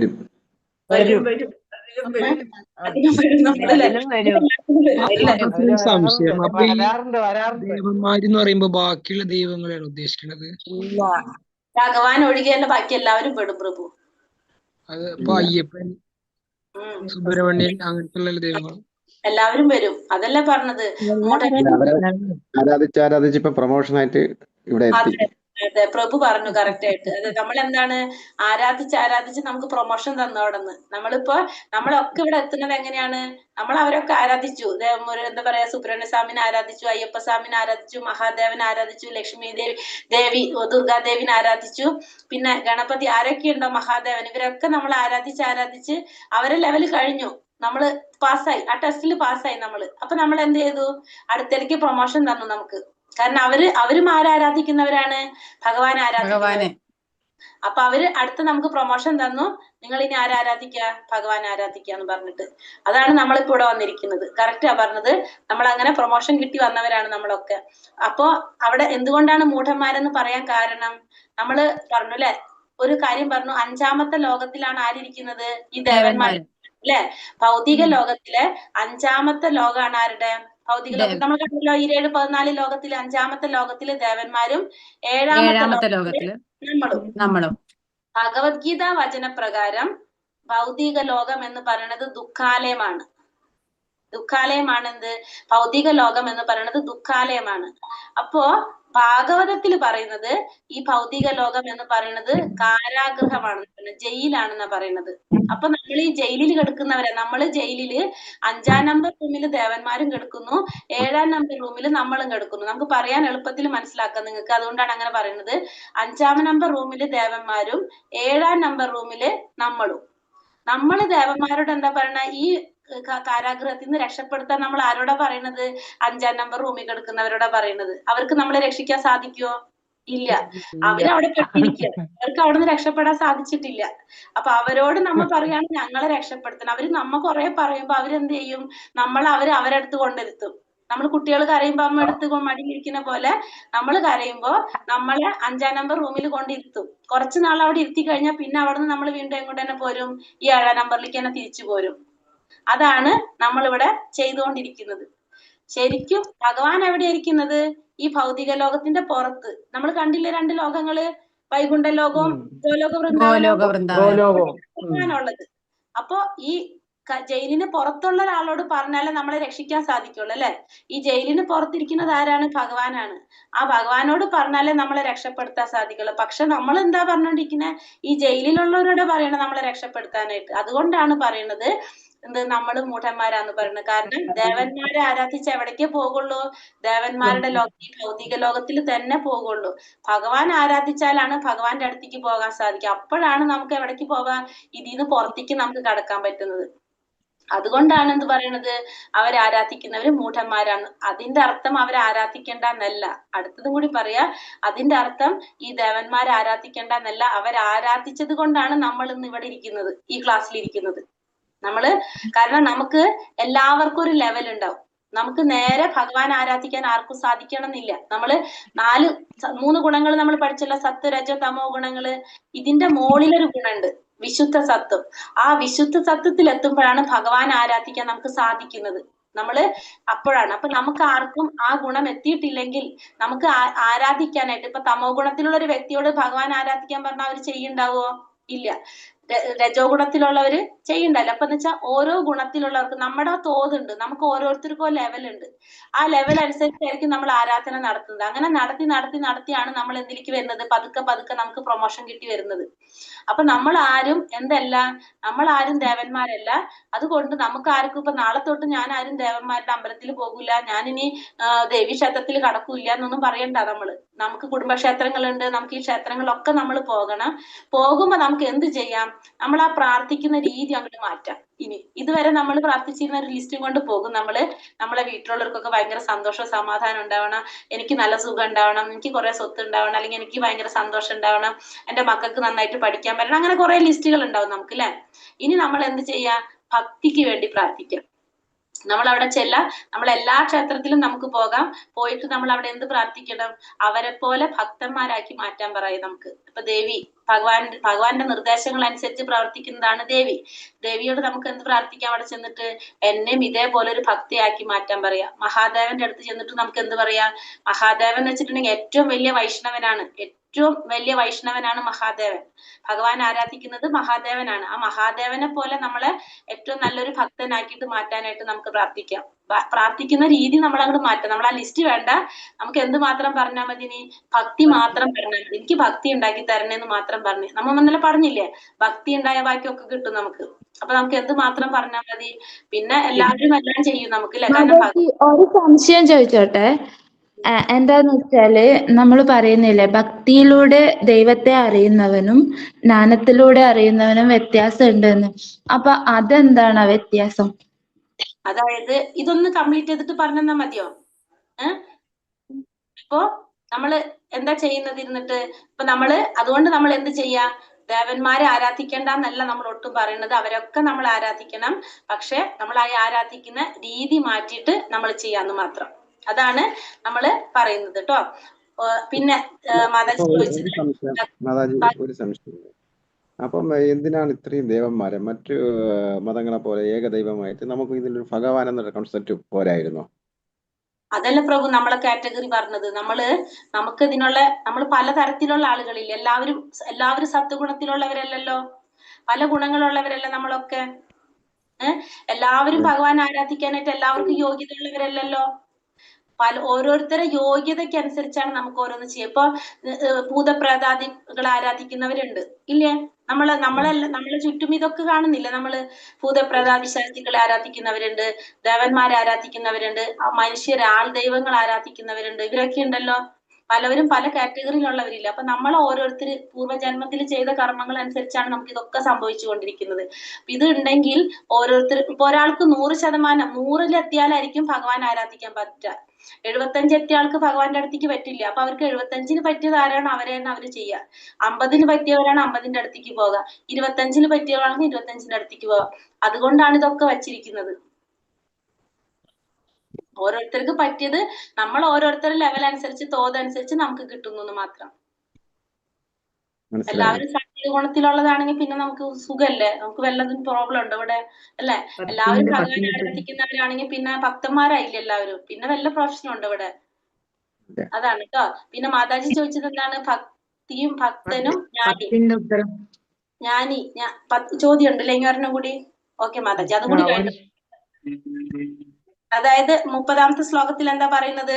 30-ാമത്തെ ശ്ലോകത്തിൽ പറയുന്നത്, ഭഗവാനും എപ്പോഴും ഭഗവാനെ കുറിച്ച് ബോധം പുലർത്തുകയും ചെയ്യുന്നവർ ഭൗതികമായ പ്രപഞ്ചങ്ങളുടെയും ദേവന്മാരുടെയും സർവ്വയജ്ഞങ്ങളുടെയും നിയന്താവായ ഭഗവാനെ ഭഗവാനാണ് ഞാൻ നൽകുന്നത്. മരണസമയത്ത് പോലും ഭഗവാനെ സ്മരിക്കാനായിട്ട് സാധിക്കും എന്നാണ് പറയുന്നത് ആ ശ്ലോകത്തില്. ഈ മാതാജി പറഞ്ഞ ചോദ്യത്തിന്റെ ഉത്തരം ഒരു ഭഗവാനും ജ്ഞാനിയും തമ്മിലുള്ള വ്യത്യാസം, നമ്മളിപ്പോ ഭഗവാനെ കുറിച്ചുള്ള കുറെ കാര്യങ്ങൾ നമുക്ക് മനസ്സിലായി. ഇപ്പൊ നമുക്ക് മനസ്സിലായി ഭഗവാൻ പരമദിവ്യോത്തമ പുരുഷനാണ്, ഭഗവാനാണ് എല്ലാവരും നിയന്താവ് എന്നൊക്കെ നമുക്ക് മനസ്സിലായി. നമ്മളിതൊക്കെ അറിഞ്ഞിട്ട് നമ്മളിതൊക്കെ അടച്ചു വെച്ചു. നമ്മളിതൊക്കെ അറിഞ്ഞ് മനസ്സിലാക്കി നമ്മൾ അടച്ചു വെച്ചു. എന്നിട്ടും നമ്മൾ ഇതൊന്നും ചെയ്യാതെ, നമ്മൾ അനുസരിക്കാതെ, നമ്മളൊന്നും ചിന്തിക്കാതെ നമ്മൾ അങ്ങനെ തന്നെ തുടർന്നു പോകുന്നെങ്കിൽ അത് അറിയുന്ന വ്യക്തിയാണ് ജ്ഞാനി, ഭഗവാനെ കുറിച്ച് മനസ്സിലാക്കി. അപ്പൊ അത് കഴിഞ്ഞാൽ മനസ്സിലാക്കി കഴിഞ്ഞാൽ നമ്മൾ എന്ത് കടക്കണം? അടുത്ത സ്റ്റെപ്പിലേക്ക് നമ്മൾ പോകണം. ജ്ഞാനി എവിടേക്ക് കടക്കണം? ഭക്തനിലേക്ക് കടക്കണം അല്ലെ? നമുക്ക് കാര്യം മനസ്സിലായി കഴിഞ്ഞാൽ നമ്മൾ എന്ത് ചെയ്യണം? ഭഗവാനെ നമ്മൾ വിശ്വസിക്കണം, ഭഗവാനെ നമ്മൾ ആരാധിക്കണം. മറ്റുള്ളവരെയും ആരാധിക്കാം, പക്ഷെ ഭഗവാനാണ് സുപ്രീം എന്ന് മനസ്സിലാക്കി ഭഗവാനെ നമ്മൾ ആരാധിക്കാം. അപ്പോഴാണ് ഒരു ജ്ഞാനി ആരാകുന്നത്? ഭക്തനാകുന്നത്. അല്ലെങ്കിൽ ആ ജ്ഞാനി നേടുന്ന അറിവ് കൊണ്ട് വല്ല പ്രയോജനമുണ്ടോ? ഹരേ കൃഷ്ണ മാതാജി, അജ്ഞാനി നേടുന്ന അറിവ് കൊണ്ട് വല്ല കാര്യമുണ്ടോ? ഇല്ല. അതാണ് ജ്ഞാനിയും ഭക്തനും തമ്മിലുള്ള വ്യത്യാസം. നമ്മളിപ്പോ ഭഗവാനെ കുറിച്ച് മനസ്സിലാക്കി വരുമ്പോ ഭഗവാൻ ആരാണെന്ന് അറിഞ്ഞു കഴിഞ്ഞാൽ നമ്മൾ എന്ത് ചെയ്യണം? നമ്മൾ അടുത്ത സ്റ്റെപ്പ് നമ്മൾ എടുക്കണം. അവിടെ നമുക്ക് അറിയാതെയാണ് നമ്മൾ എന്ത് ചെയ്യുന്നത്? നമ്മുടെ പ്രോബ്ലം എന്താണ്? ശരിക്കും നമ്മുടെ അറിവില്ലായ്മയാണ് അല്ലെ? നമുക്ക് ആർക്കും എന്തറിയില്ല? ശാസ്ത്രങ്ങളെ കുറിച്ചൊന്നും നമുക്ക് ആർക്കും അറിയില്ല. നമ്മളൊന്നും പഠിച്ചിട്ടില്ല, നമുക്കൊന്നും അറിയില്ല. അപ്പൊ നമ്മളത് അറിയുമ്പോ നമ്മളത് മാറ്റണം, നമ്മളത് തിരുത്തും. അത് ചെയ്യാത്ത പക്ഷം ആ അറിവ് കൊണ്ട് നമുക്ക് യാതൊരു പ്രയോജനം ഉണ്ടാവില്ല. അതാണ് ഭക്തനും ജ്ഞാനിയും തമ്മിലുള്ള വ്യത്യാസം പറയുന്നത്. ഹരേ കൃഷ്ണ.